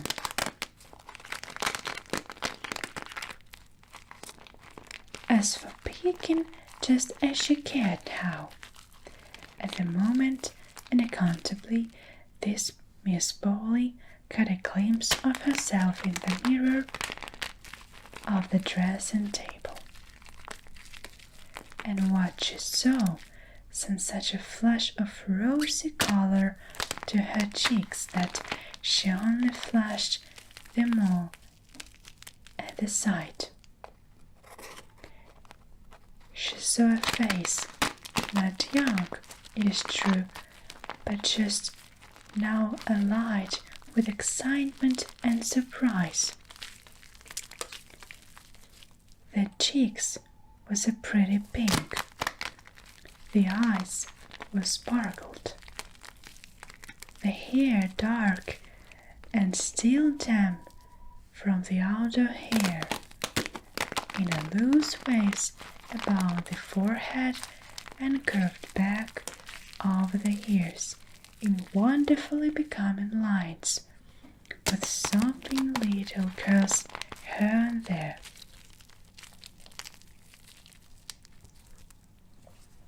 So amazed and so absorbed was Miss Polly what she saw in the glass that she quite forgot her determination to do over the hair. She heard Pollyanna enter the room again.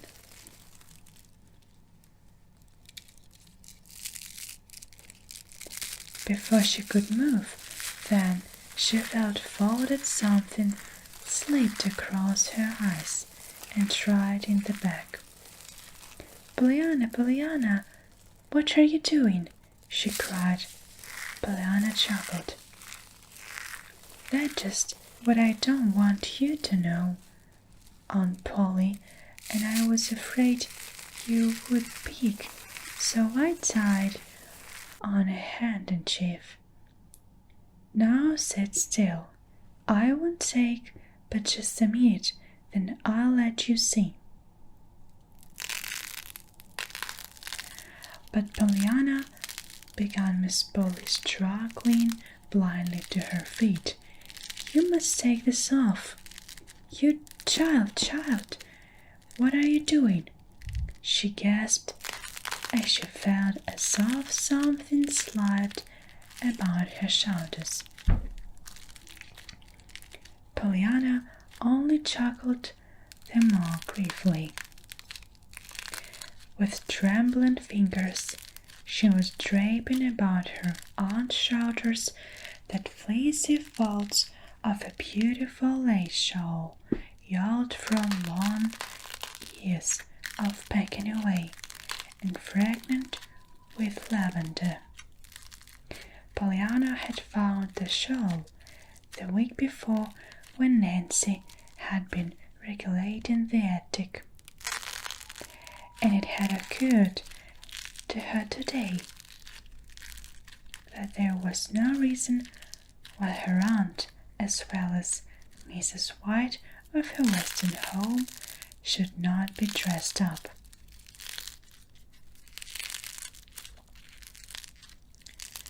Her task completed, Pollyanna surveyed her work with eyes that approved, but that saw yet one touch wanting. Promptly, therefore, she put her aunt towards the sun parlor, where she could see a bearded red rose blooming on the trails within reach of her hand. "Pollyanna, what are you doing? Where are you taking them to?" recalled Aunt Polly, vainly trying to hold herself back.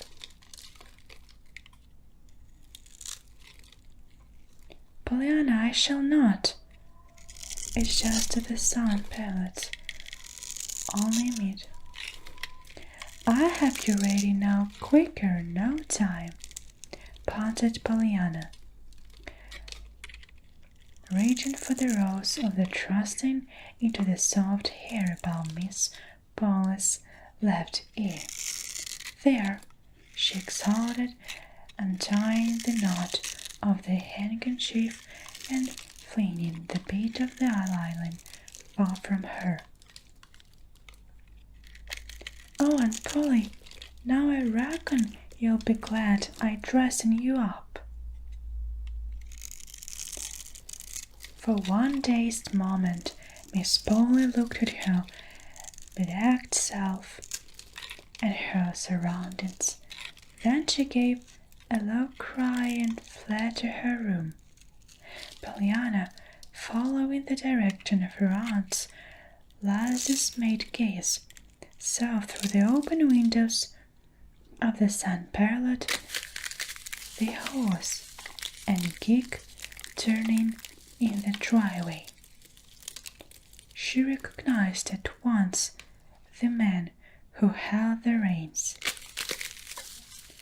Delightedly, she leaned forward. Dr. Chilton, did you see me? I am up here. Yes, smiled the doctor a little gravely. Will you come down, please? In the bedroom, Pollyanna found a flushed-faced, angry-eyed woman plucking at the pins that held the lace shawl in place. Pollyanna, how could you?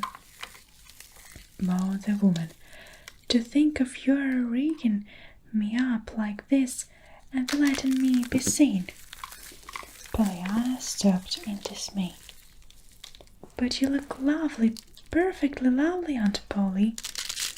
And lovely, screamed the woman, flinging the shawl to the other side and attacking her head with shaking fingers. Oh, Aunt Polly, please, please, let her stay. Stay like this? As if I would. And Miss Polly pulled the rocks so tightly back that the last girl lay stretched dead at the end of her finger.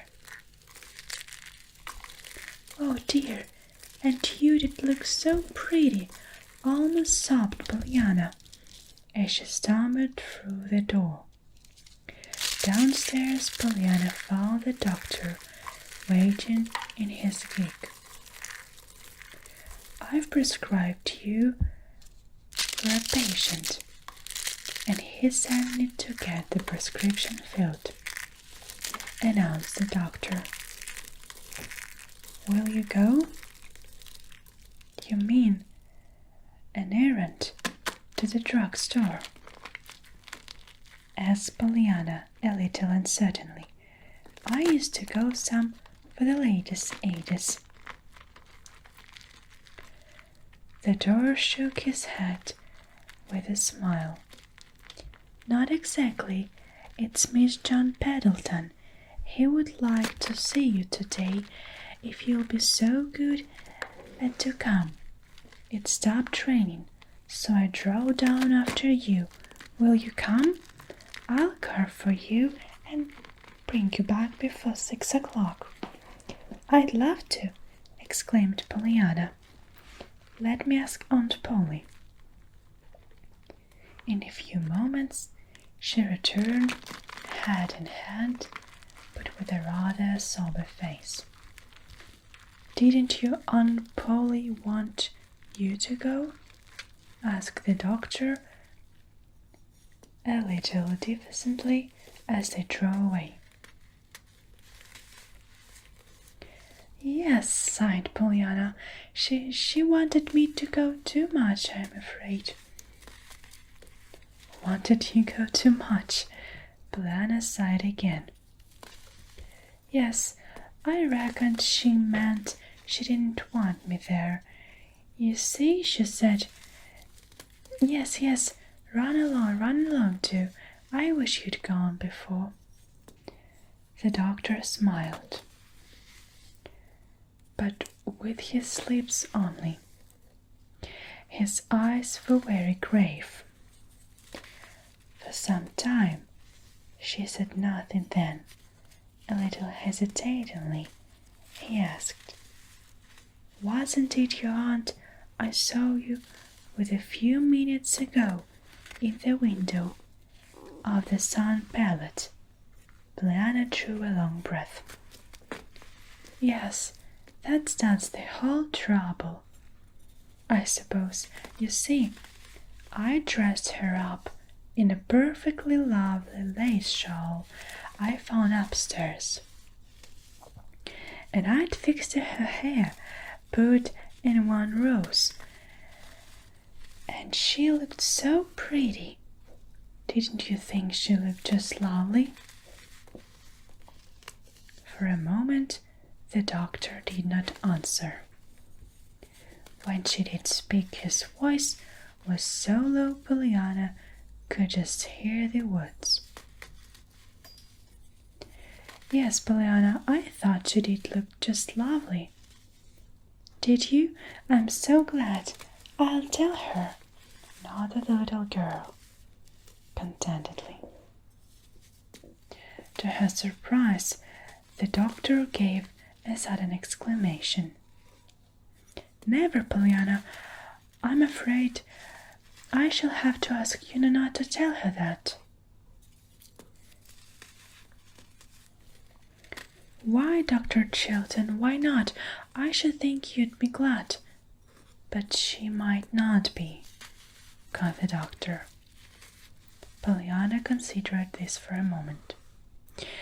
"That's so maybe she wouldn't," she sighed. "I remember now, 'twas 'cause she saw you that she ran. And she spoke afterwards about her being seen in that ring." "I thought as much," declared the doctor under his breath. "Still, I don't see why," maintained Pollyanna, "when she looked so pretty." The doctor said nothing. He did not speak again indeed until they were almost in the great stone house in which John Pendleton lay with a broken leg.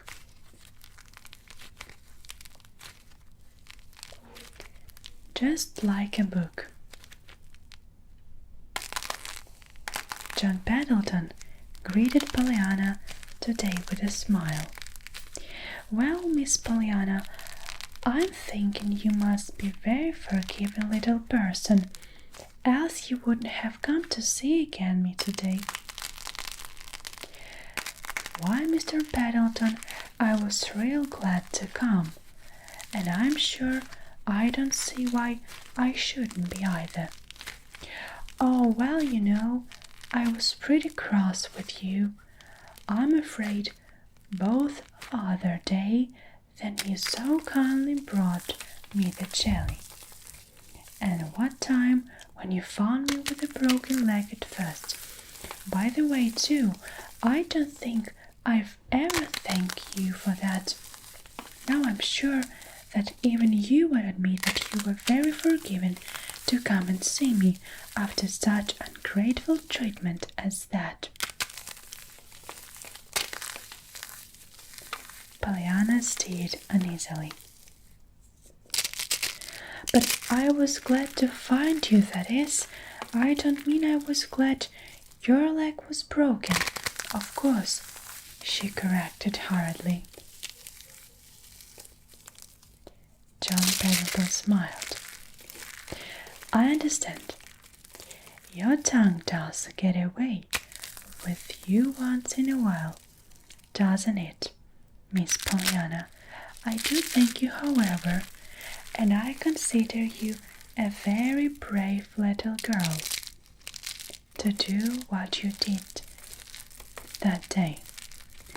Thank you for the jelly, too," he added in a lighter voice.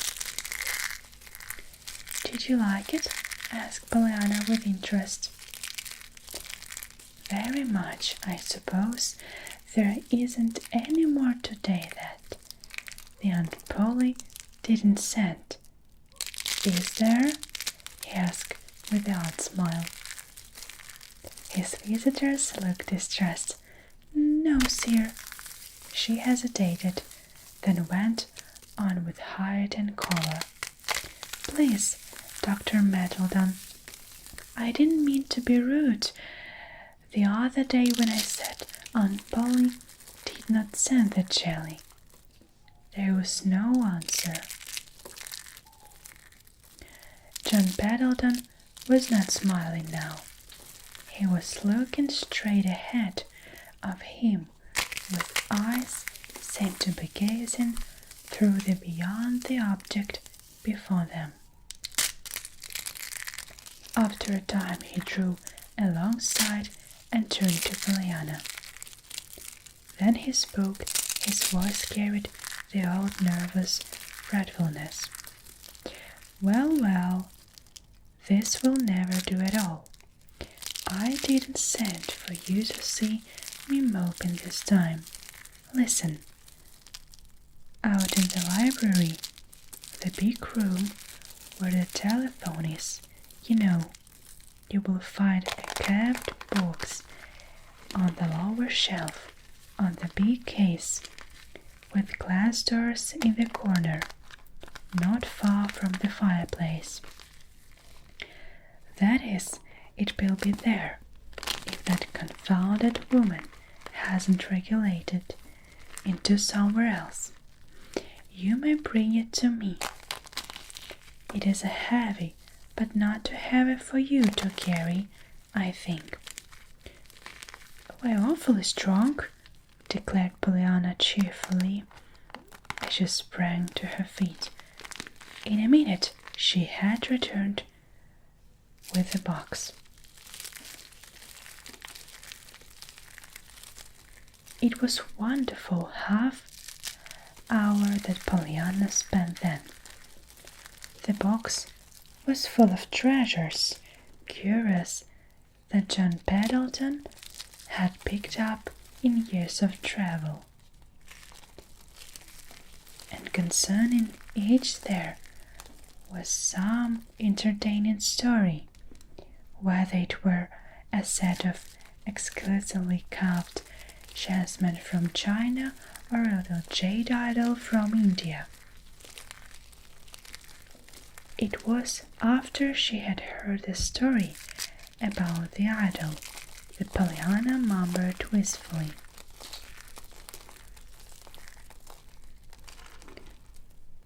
"Well, I suppose I would be better to take a little boy in India to bring up, one that didn't know any more than I think that good was in that dull thing that it would be to take Jimmy Bean, a little boy who knows God is up in the sky.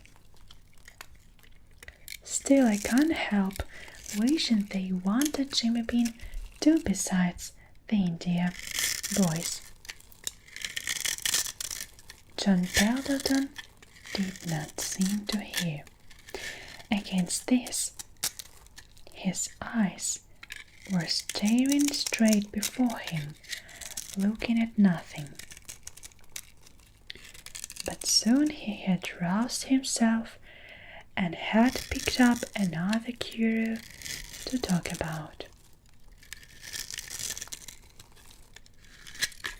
The visit certainly was a delightful one, but before it was over, Pollyanna was realizing that they were talking about something besides the wonderful things in the beautiful caved box.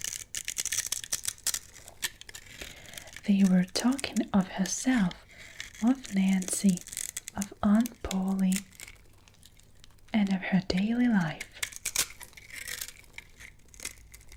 They were talking, too, even of the life and home long ago in the far western town. Not until it was nearly time for her to go did the man say, in a voice Pollyanna had never before heard from stern John Pendleton, "Little girl, I want you to come to see me often. Will you? I'm lonesome, and I need you. There's another reason I'm going to tell you what too. I thought at first, after I found out who you were the other day, that I didn't want you to come any more. You reminded me of something I have tried for a long years to forget. So I said to myself that I never wanted to see you again, and every day when the doctors asked if I wouldn't let him bring you to me, I said no. But after a time, I found I was wanting to see you so much that the fact that I wasn't seeing you was making me remember all the more vividly that thing I was so wanting to forget. So now I want you to come. Will you, little girl? Why, yes, Mr. Pendleton, breathed Pollyanna, her eyes luminous with sympathy for the sad-faced man lying back on the pillow before her. I'd love to come. Thank you, said John Pendleton gently. After supper that evening, Miss Pollyanna, sitting on the back porch, told Nancy all about Mr. John Pendleton's wonderful carrot box, and the still more wonderful things it contained. And to think, sighed Nancy, that he showed you all them things that you told you about them like that. Him that's so cross, he never talks to no one. Oh, but he isn't cross, Nancy, only outside, demurred Pollyanna with quick reality. I don't see why everybody thinks he's so bad either. They wouldn't if they knew him. But even Aunt Polly doesn't like him very well. She wouldn't send the jelly to him, you know, and she was so afraid he'd think she did send it. Probably she didn't call him no duty, shrugged Nancy. But what beats me in how he happened to take to you so. So Miss Pollyanna meaning, no offense to you, of course, but he ain't the soft of a man that generally takes to kids. He ain't. Pollyanna smiled happily. But he did, Nancy. She nodded. Only I reckon, even he didn't want to, all the time. Why, only today he owned up that one time he just felt he never wanted to see me again, because I reminded him of something he wanted to forget. But afterwards... What's what? Interrupted Nancy excitedly. He said you reminded him of something he wanted to forget? Yes, but afterwards. What was it? Nancy was eagerly insistent. He didn't tell me. He just said it was something. The mystery, breathed Nancy in an awestruck voice. That's why he took you to thee in the first place. Oh, Miss Pollyanna, why, that's just like a book. I've read lots of them, Lady Maud's Secret, and the Lord's A, and The Hidden for years, and all of them had mysteries and things just like this. My stars and stockings, just think of having a book lived right under your nose like this, aiming and knowing in all this time. Now tell me everything. Everything, he said. Miss Pollyanna, there's a dear. No wonder he took to you. No wonder. But he didn't, cried Pollyanna. Not till I talked to him first. And he didn't even know who I was till I took the calf's food jelly and had to make him understand that Aunt Polly didn't send it. And Nancy sprang to her feet and clasped her hands together suddenly. Oh, Miss Pollyanna, I know, she exclaimed rapturously. The next minute she was down at Pollyanna's side again. tell me. Now think and answer straight and true," she urged excitedly. It was after he found out it was Miss Polly's that he said he didn't ever want to see her again. Wanted?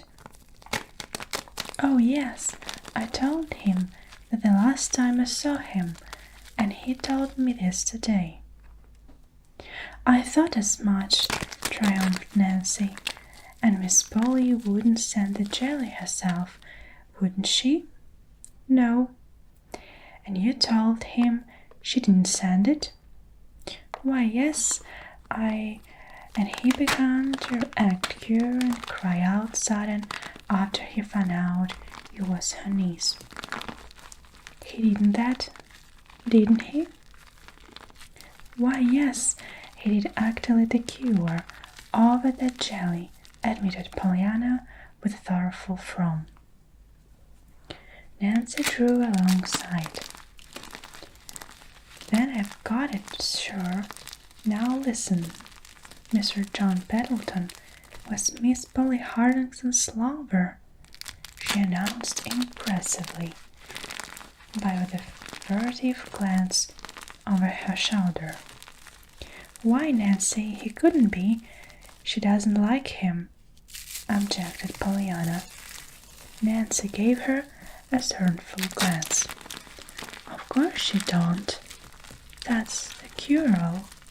Pollyanna still looked incredulous, and with another long breath, Nancy happily settled herself to tell the story. It's like this. Just before you come, Mr. Tom told me Miss Polly had a lover once. I didn't believe it. I couldn't, and I love her, and her. But Mr. Tom said she had, and that he was leaving right now in his town.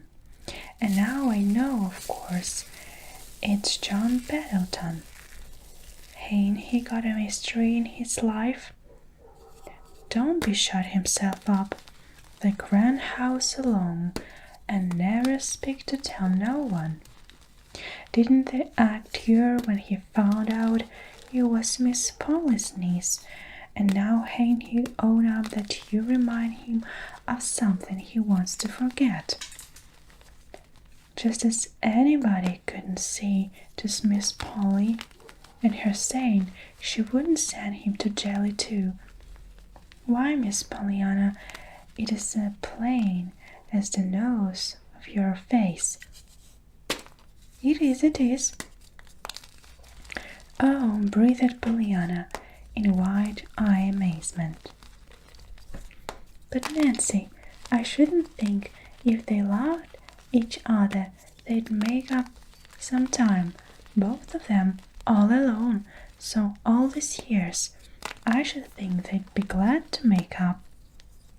Nancy sniffed disdainfully. I guess maybe you don't know much about lovers, Miss Pollyanna. You ain't big enough yet, anyhow. But if there is a set of folks in the world that wouldn't have no use for that eggplant game, or you only to be a pair of quarreling lovers, and that's that they be. Ain't her cross as sticks, more generally, and ain't she? Nancy stopped abruptly, remembering just in time to whom and about whom she was speaking. Suddenly, however, she chuckled. I ain't saying, though, Miss Pollyanna, but what it would be a pretty slick piece of business if you could get 'em to playing it. They would be glad to make up. But my land, wouldn't folks stare some, Miss Polly, and him? I guess, though, there ain't much chance. Much chance. Pollyanna said nothing. But then she went to the house a little later. Her face was very thoughtful. Primes. As the warm August days passed, Pollyanna went very frequently to the great house on Pendleton Hill. She did not feel, however, that her first visit were really a success. Not but that the man seemed to want her there.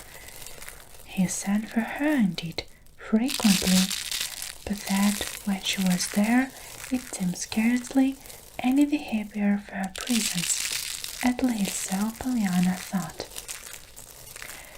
He talked to her, it was true, and he showed her many strange and beautiful things, books, pictures, and curious.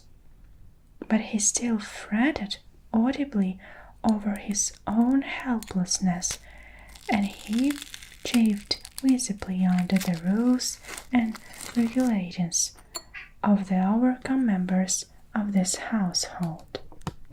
He did indeed seem to like to hear Pollyanna talk, however, and Pollyanna talked. Pollyanna liked to talk, but she was never sure that she would not look up and find him lying back on his pillow with that wide, hurt look that always pained her.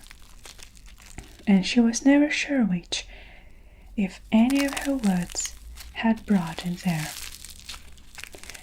As for telling him the glad game and trying to get him to play it, Pollyanna had never seen the time yet when she thought he would care to hear about it. She had twice tried to help him, but neither time had she got beyond the beginning of what her father had said. John Pendleton had on each occasion turned the conversation abruptly to another subject. Pollyanna never doubted now that John Pendleton was her Aunt Polly's one-time lover, and with all the strength of her loving, loyal heart, and wish she could in some way bring happiness in their, to her mind, miserably lonely lives. Just how she was to do this, however, she could not see. She talked to Mr. Pendleton about her aunt, and he listened, sometimes politely, sometimes irritably, frequently with a quizzical smile on his usually stern lips. She talked to her aunt about Mr. Pendleton, or rather she tried to talk to her about him. As a general thing, however, Miss Polly would not listen long. She always found something else to talk about. She frequently did that, however, when Pollyanna was talking of others, or Dr. Chilton, for instance. Pollyanna laid this, though, to the fact that it had been Dr. Chilton who had seen her in the sun parlor with a rose in her hair and the lace shawl draped about her shoulders. Aunt Polly, indeed, seemed particularly bitter against Dr. Chilton, as Pollyanna found out one day when a hard cold shut her up in the house. "If you are not better by night, I shall send for the doctor," Aunt Polly said. "Shall you? Then I'm going to be worse," gulped Pollyanna. "I'd love to have Dr. Chilton come to see me." She wondered then at the look that came to her aunt's face. "It will not be Dr. Chilton, Pollyanna," Miss Polly said sternly. "Dr. Chilton is not our family physician. I shall send for Dr. Warren if you are worse."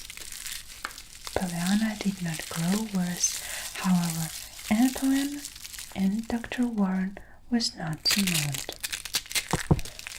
I'm so glad too, Pollyanna said to her aunt that evening. Of course, I like Dr. Warren and all that, but I like Dr. Chilton better, and I'm afraid he'd feel hurt if I didn't have him. You see, he wasn't really to blame after all. That he happened to see you when he dressed you so pretty that day, Aunt Polly, she finished wistfully. That will do, Pollyanna. I really do not wish to discuss Dr. Chilton or his feelings, reproved Miss Polly decisively. Pollyanna looked at her for a moment with mournfully interested eyes. Then she sighed. I just love to see you when your cheeks are pink like that, Aunt Polly. But I would so like to fix your hair. If why, Aunt Polly? But her aunt was already out of sight down to the hall. It was toward in the end of the August that Pollyanna, making an early morning call at John Pendleton, found the flaming band of blue and golden green edged with red and violet line across his pillow. She stopped short in ape delight.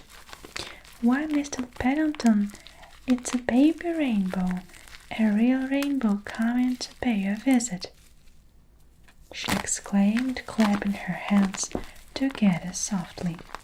Oh, how pretty it is! But how did it get in? She cried. The man laughed a little grimly. John Pendleton was particularly out of sorts with the world this morning. Well, I suppose it got in through the bewildered edge of that glass thermometer in the window, he said wearily. The sun shouldn't strike at all, but it does in the morning. Oh, but it's so pretty, Mr. Pendleton, and how does the sun do that? My, if it was a mine, I'd have it hang in the sun all day long. Lots of good you'd get out of the thermometer then, laughed the man. How do you suppose you could tell how hot it was or cold it was if the thermometer hung in the sun all day? I shouldn't care, breathed Pollyanna, her satisfied eyes on the brilliant band of colors across the pillow. Just if anybody's care when they were living all the time in the rainbow. The man laughed. He was watching Pollyanna's rapt face a little curiously. Suddenly a new thought came to him. He touched the bell at his side.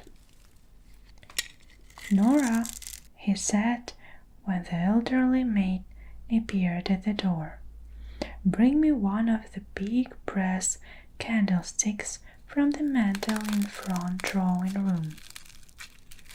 Yes, sir, murmured the woman, looking slightly dazed. In a minute she had returned. A musical tinkling entered the room with her as she advanced wonderfully toward the bed. It came from the prism pendants encircling the old-fashioned candelabrum in her hand. Thank you. You may sit in there on the stand, directed the man. Now get a string and fasten it into the sash curtain fixtures on that window there. Take down the sash curtain and let the string creep straight across the window from side to side. That will be all. Thank you, he said, and then she had carried out on his direction. A As she left the room, he turned smiling eyes toward the wondering Pollyanna. "Bring me the candlestick now, please, Pollyanna." With both hands she brought it, and in a moment she was slipping off the pendants one by one until they lay, around dozen of them, side by side, on the bed. "Now, my dear, suppose you take them and hook them so that little string Nora fixed across the window. If you really want to live in a rainbow, I don't see but we'll have to have a rainbow for you to live in." Pollyanna had not hung up 3 of the pendants in the sunlight window before she saw a little of what was going to happen. She was so excited that she could scarcely control her shaking fingers enough to hang up the rest. But at last her task was finished, and she stepped back with a low cry of delight. It had become a fairyland, that sumptuous but dreary bedroom. Everywhere were bits of dancing red and green, violet and orange, gold and blue. The wall, the floor, and the furniture, even the bed itself, were aflame with shimmering beads of colors. "Oh, oh, how lovely!" breathed Pollyanna. Then she laughed suddenly. "I just reckon the sun himself is trying to play the game now, don't you?" she cried, forgetting for the moment that Mr. Pendleton could know that she was talking about.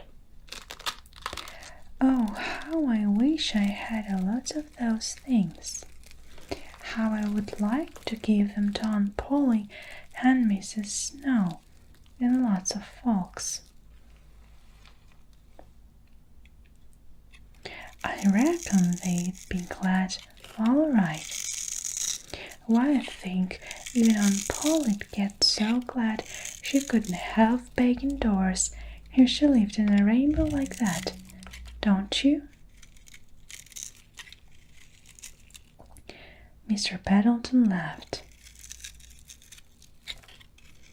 "Well, from my remembrance of our aunt, Miss Pollyanna, I must say, I think it would take something more than a few prints in the sunlight to make her bang many doors for gladness. But come now, really, what do you mean?" Pollyanna stared slightly. Then she drew a long breath. "Oh, I forgot. You don't know about the game. I remember now. Suppose you tell me then." And this time Pollyanna told him. She told him the whole thing from the very first, from the crutches that should have been a doll. As she talked, she did not look at his face. Her rapt eyes were still on the dancing fleck of color from the prism pendants swaying in the sunlight window. "And that's all," she sighed when she had finished. "And now you know why I said the sun was trying to play the game."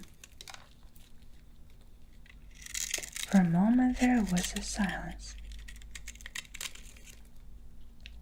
Then a low voice from the bed said unsteadily, "Perhaps I'm thinking that the very finest prism of them all is yourself, Pollyanna."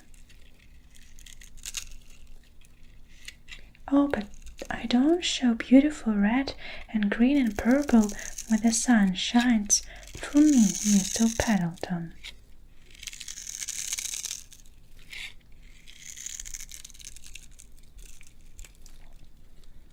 don't you?" smiled the man, and Pollyanna, looking into his eyes, wondered why there were tears in his eyes.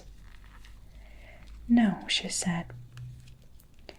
Then after a minute she added mournfully, "I'm afraid, Mr. Pendleton, the sun doesn't make anything but trickles out of me.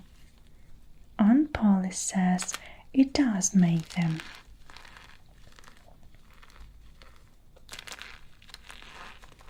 The man laughed a little, and again Pollyanna looked at him. The laugh had sounded almost like a sob, which is somewhat surprising. Pollyanna entered school in September.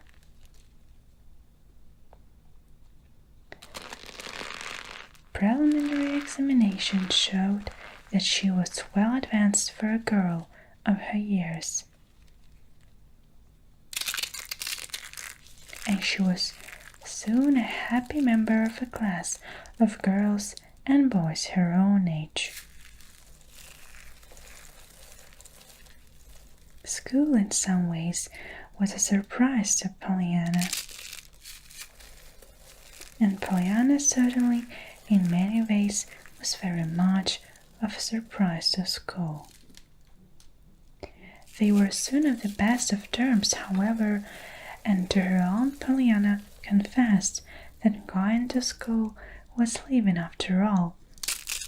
She thought she had her doubts before. In spite of her delight in her new work, Pollyanna did not forget her old friends.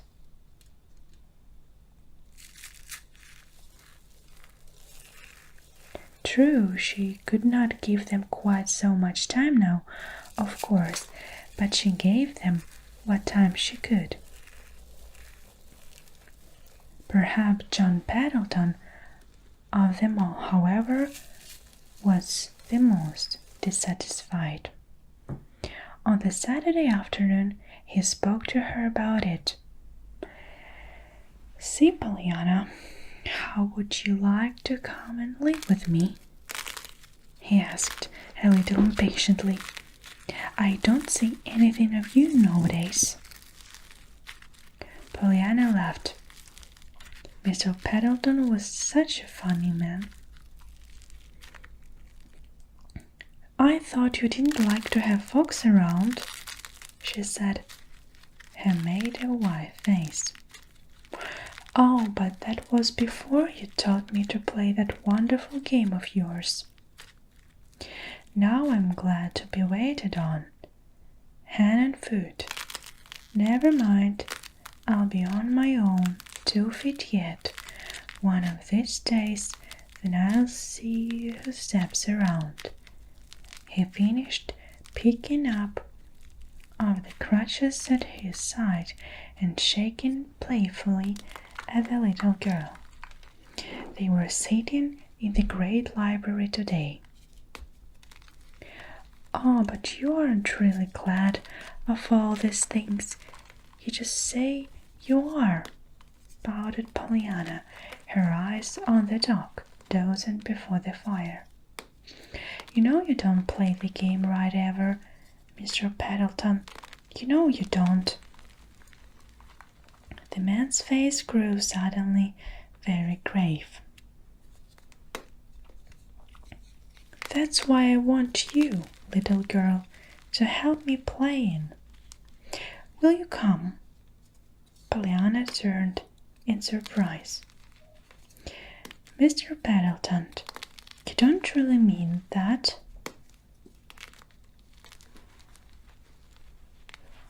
"But I do. I want you. Will you come?" Pollyanna looked distressed. "Why, Mr. Pendleton, I can't. You know I can't. Why, I'm Aunt Polly's." A quick something crossed the man's face that Pollyanna could not quite understand. His head came up almost fiercely. You are no more hers then. Perhaps she would let you come to me," he finished more gently. "Would you come if she did?" Pollyanna frowned in deep thought. "But Aunt Polly has been so good to me," she began slowly. "And she took me when I didn't have anybody left but the aid. And again the spasm of something crossed the man's face. But this time, when she spoke, his voice was low and very sad.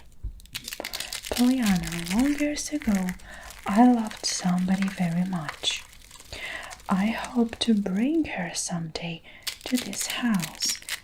I pictured how happy they'd be together in our home all the long years to come."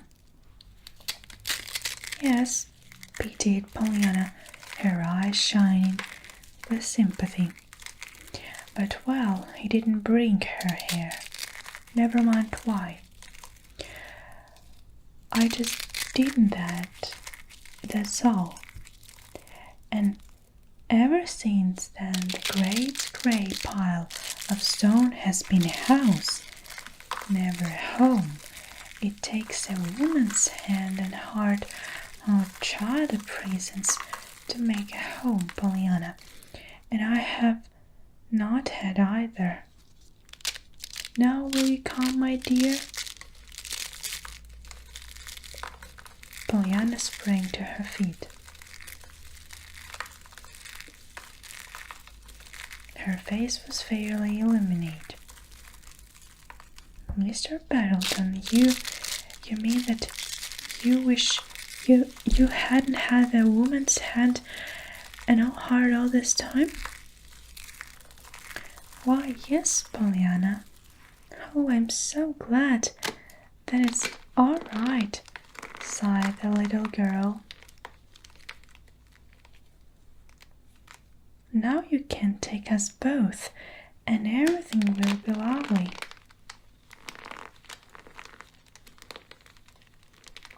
"Take you both?" repeated the man dazedly. A faint doubt crossed Pollyanna's countenance. "Well, of course, Aunt Polly isn't won over bad, but I'm sure she will be if you tell it into her just as you did to me, and then we both come, of course." "Aunt Polly here?" Pollyanna's eyes widened a little. "Would you rather go there?" she asked. "Of course the house isn't quite so pretty, but it's nearer." "Pollyanna, what are you talking about?" asked the man very gently now. "Why, about where we are going to live, of course," rejoined Pollyanna in obvious surprise. "I thought you meant her at first. You said it was here that you had wanted Aunt Polly's hand and heart all these years to make a home, and—" An articulate cry came from the man's throat. He raised his hand and began to speak, but the next moment he dropped his hands nervously at his side.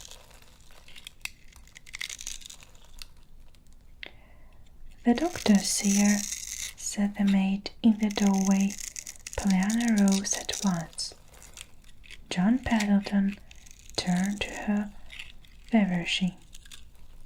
"Pollyanna, for heaven's sake, say nothing of what I asked you yet," he began in a low voice. Pollyanna dimpled in a sunny smile. "Of course not. Just as if I didn't know you'd rather tell her yourself," she called back merely over her shoulder.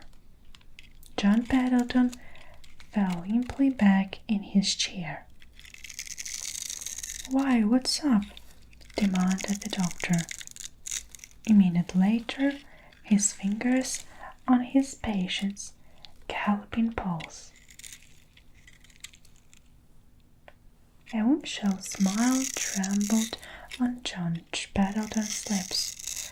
"Overdose of your tonic, I guess," he laughed, as he noted the doctor's eyes following Pollyanna's little finger down the driveway.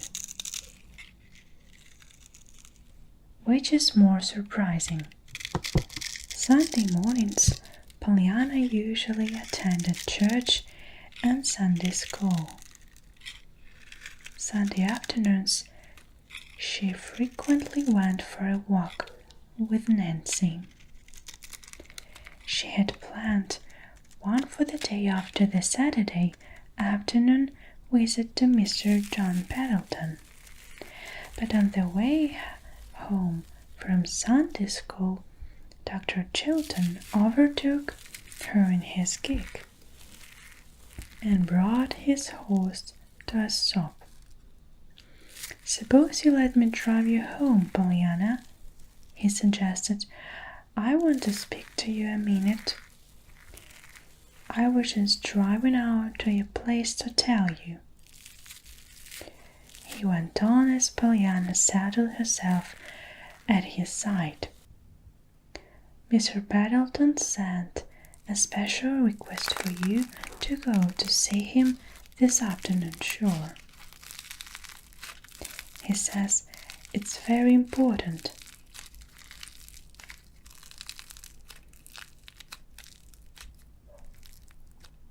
Pollyanna nodded happily. "Yes, it is, I know, I will go."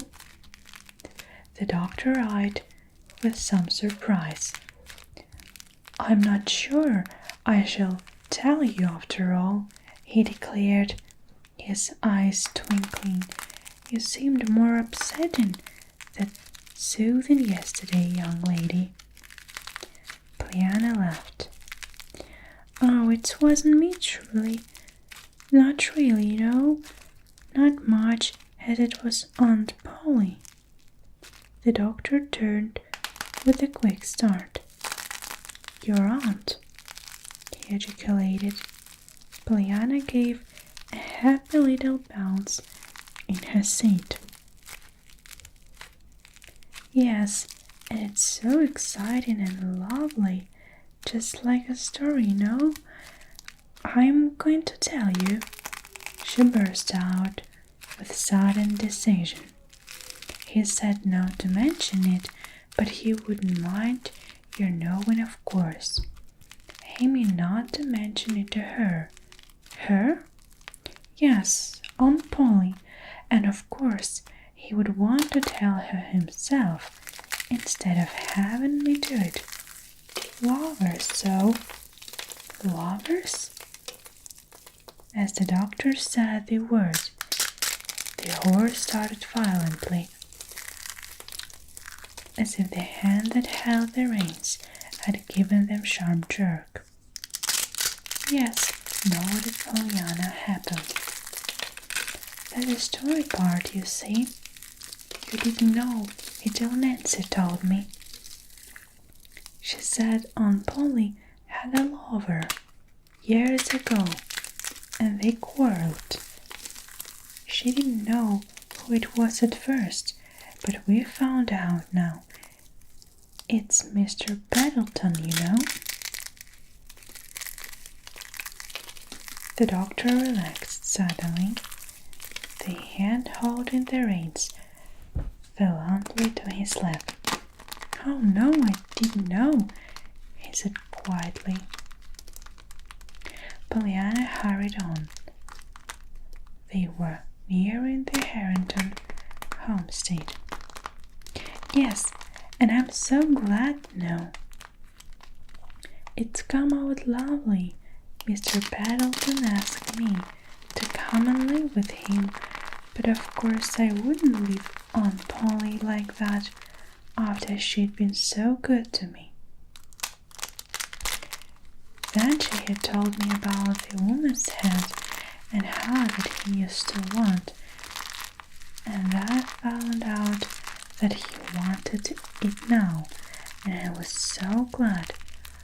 For of course, if he wants make up the quarrel, everything will be all right now, and Aunt Polly and I will both to live there, or else he'll come to live with us. Of course, Aunt Polly doesn't know yet, and we haven't got anything settled, so I suppose that it's why he wanted to see me this afternoon, sure. The doctor was suddenly erect. There was an odd smile in his lips. Yes, I can well imagine that Mr. John Pendleton does want to see you, Pollyanna, he nodded as he put his horse to a stop before the door. There's Aunt Polly now in the window, cried Pollyanna. Then a second later, why no, she isn't, but I thought I saw her. No, she isn't there now, said the doctor. His lips had suddenly lost their smile. Pollyanna found a very nervous John Pendleton waiting for her that afternoon. Pollyanna, he began at once, I've been trying all night to puzzle out what you meant by all that yesterday about my wanting your arm on Polly's hand and hurt her all those years. What did you mean? Why, because you were lovers, you know, once, and I was so glad you still feel that way now. Lovers, your Aunt Polly and I? At the obvious surprise in the man's voice, Pollyanna opened wide her eyes. Why, Mr. Pendleton, Nancy said you were. The man gave a short little laugh. Indeed. Well, I'm afraid I shall have to say that Nancy didn't know. Then you weren't lovers? Pollyanna's voice was tragic with dismay. Never. And it isn't all coming out like a brook? There was no answer. The neon eyes were moodily fixed out of the window. Oh dear, and it was all going so splendidly, almost sobbed Pollyanna. I'd have been so glad to come with Aunt Polly. And you won't now? The man asked the question without turning his head. Of course not. I'm Aunt Polly's. The man turned now almost fiercely. Before you were hers, Pollyanna, you were your mother's. And it was your mother's hand and heart that I wanted long years ago. My mother's. Yes, I had not meant to tell you, but perhaps it's better after all that I do now. John Pendleton's face had grown very white. He was speaking with evident difficulty. Pollyanna, her eyes wide and frightening and her lips parted, was gazing at him fixedly. I loved your mother, but she didn't love me. And after a time she went away with your father. I did not know until then how much I did care. The whole world suddenly seemed to turn black under my fingers. But never mind. For long years, I have been a cross, crabbed, unlovable, unloved old man, though I'm not nearly 60 yet, Pollyanna. Then one day, like one of the prism that you love so well, little girl, you danced into my life and freckled my dreary old world with dashes of the purple and gold and scarlet of your own bright cheeriness. I found out after a time who you were, and then I thought that I never wanted to see you again. I didn't want to be reminded of your mother. But you know how that came out. I just had to have you come. And now I want you always, Pollyanna. Won't you come now? But Mr. Pendleton, there's Aunt Polly. Pollyanna's eyes were blurred with tears. The man made an impatient gesture.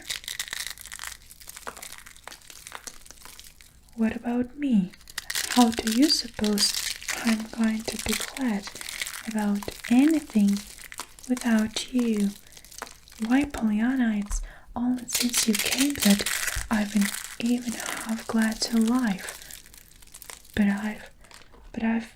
I had for my own little girl, I'd be glad for anything. I'd try to make you glad, my dear. You should have wished and aggrieved it. All my money to the last cent should go make you happy. Pollyanna looked shocked. Why, Mr. Pendleton, as if I'd let you spend it on me, all that money you've saved for the heathen. A dull red came to the man's face. He started to speak, but Pollyanna was still talking. Besides, anybody with such a lot of money as you have doesn't need me to make you glad about things. You're making other folks so glad, giving them things that you just can't help being glad yourself. Why, look at those trims you make, Mrs. Snow and me, and the gold piece you gave Nancy on her birthday. Yes, never mind about all that, interrupted the man. His face was very, very red now, and no wonder perhaps it was not forgiven things that John Pendleton had been best known in the past. That's all nonsense. It wasn't much anyhow, but what there was because of you. You gave those things, not I. Yes, you did, he repeated in answer to the shocked denial in her face. And that only goes to prove all the more how I need you, little girl, he added, his voice softening into tender pleading once more. If ever I am to play the glad game, Pollyanna, you'll have to come and play it with me.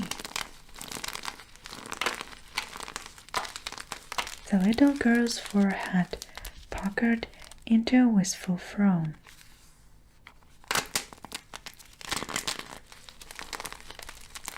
The Aunt Polly has been so good to me, she began, but the man interrupted her sharply. The old irritability had come back to his face. Impatience, which would brook no opposition, had been a part of John Pendleton's nature, too long to yield very easily now to restraint. Of course she's been good to you, but she doesn't want you. I wouldn't have so much as I do, he contested. Why, Mr. Pendleton, she's glad. I know to have. Glad, interrupted the man, thoroughly losing his patience now. I'll wager Miss Polly doesn't know how to be glad for anything. Oh, she does her duty, I know. She's a very dutiful woman. I've had experience with her duty before. I'll acknowledge we haven't been the best of friends for the last 15 or 20 years. But I know her. Everyone knows her. And she isn't the glad, kind Pollyanna. She doesn't know how to be.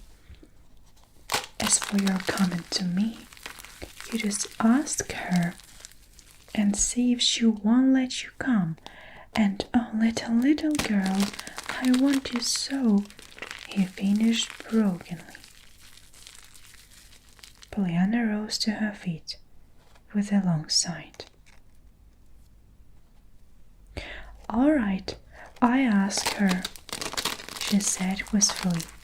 Of course, I don't mean that I would like leave her with you, Mr. Pendleton, but she did not complete her sentence. There was a moment's silence, and she added, well, anyhow, I'm glad I didn't tell her yesterday, 'cause then I suppose she was wanted too. John Pendleton smiled grimly. Well, yes, Pollyanna, I guess it is just as well you didn't mention it yesterday. I didn't, only to the doctor. Of course, he doesn't count. The doctor, cried John Pendleton, turning quickly. Not Dr. Chilton? Yes, when he came to tell me you wanted to see me today, you know. Well, of all the, muttered the man, falling back in his chair. Then he sat up with sudden interest. And what did Dr. Chilton say? He asked. Pollyanna frowned thoughtfully. Why, I don't remember. Not much, I reckon. Oh, he did say he could well imagine you didn't want to see me. Oh, did he indeed? Answered John Pendleton, and Pollyanna wondered where he gave the sudden queer little laugh. A question answered. The sky was darkening fast with what appeared to be an approaching thunder shower when Pollyanna hurried down the hill from John Pendleton's house. Halfway home, she met Nancy with an umbrella. By the time, however, the clouds had shifted their position and the shower was not so imminent. Guess it's going round to the north, announced Nancy, eyeing the sky critically. I thought it was all the time, but Miss Polly wanted me to come with this. She was worried about you. Was she? Murmured Pollyanna abstractedly, eyeing the clouds in the turn. Nancy sniffed a little. You don't seem to notice what I said, she observed aggressively. I said your aunt was worried about you. Oh, sighed Pollyanna, remembering suddenly the question she was soon asked to her aunt. I'm sorry, I didn't mean to scare her. Well, I'm glad, retorted Nancy unexpectedly. I am. Pollyanna started. Glad the Aunt Polly was scared about me. Why, Nancy, that isn't the way to play the game, to be glad for things like that, she objected. There wa'n't no game in it, retorted Nancy. Never thought of it. I don't seem to sense that it means to have Miss Polly worried about your child. Why, it means worried, and worried is horrid to feel, maintained Pollyanna. What else can it mean? Nancy tossed her head.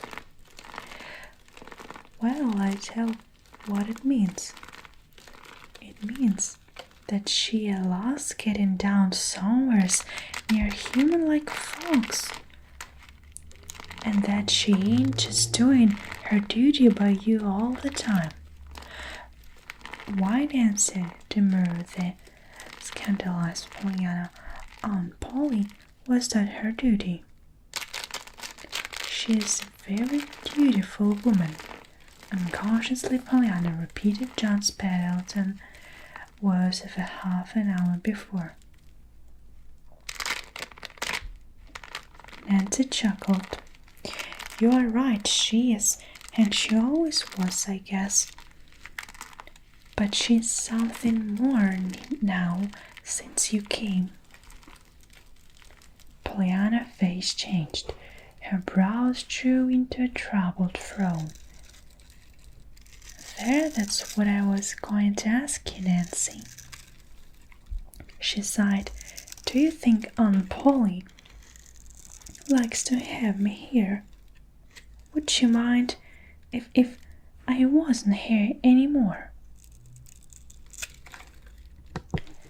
Nancy threw a quick look into the little girl's absorbed face.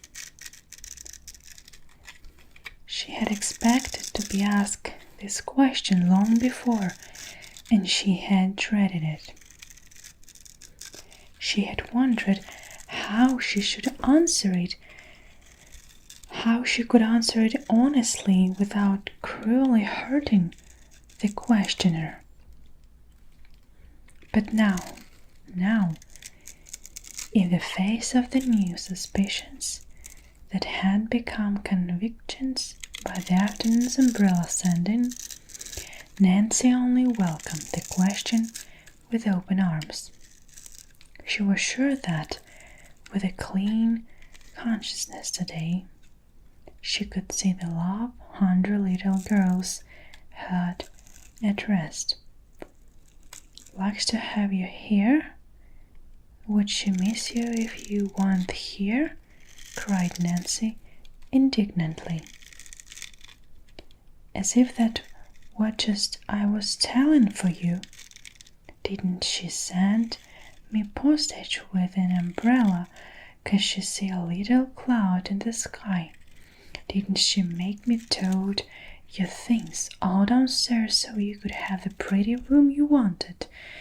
Why, Miss Pollyanna, then you remember how first she hated to have. With a choking cough, Nancy pulled herself up just in time. And it ain't just things I can put my fingers on neither, rushed on Nancy breathlessly. It's a little way she has that shows how you've been softening her up and marrying her down, the cat and the dog and the way she speaks to me and all lots of things. Why, Miss Pollyanna, there ain't no telling how she'd missed you if you want her, finished Nancy, speaking with an enthusiastic certainty that was meant to hide the perilous admission that had almost made before. Even then, she was not quite prepared for the sudden joy that illuminated Pollyanna's face. Oh, Nancy, I'm so glad. You don't know how glad I am that Aunt Polly wants me. As if I'd leave her now, thought Pollyanna, as she climbed the stairs to her room a little later. I always knew I wanted to live with Aunt Polly, but I reckon maybe I didn't know quite how much I wanted Aunt Polly to want to live with me.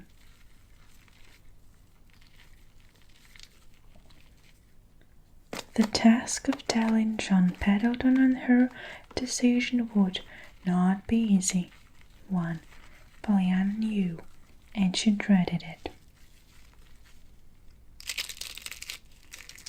She was very fond of John Pendleton, and she was very sorry for him because he seemed to be sorry for himself. She was sorry too for the long, lonely life that had made him so unhappy, and she was grieved that it had been because of her mother that he had spent those dreary years. She pictured the great grey house as it would be after its master was well again, with its silent rooms, its littered floors, its disordered desk, and her heart ached for his loneliness. She wished that somewhere someone might be found who, and it was at this point that she sprang to her feet with a little cry of joy at the thought that had come to her.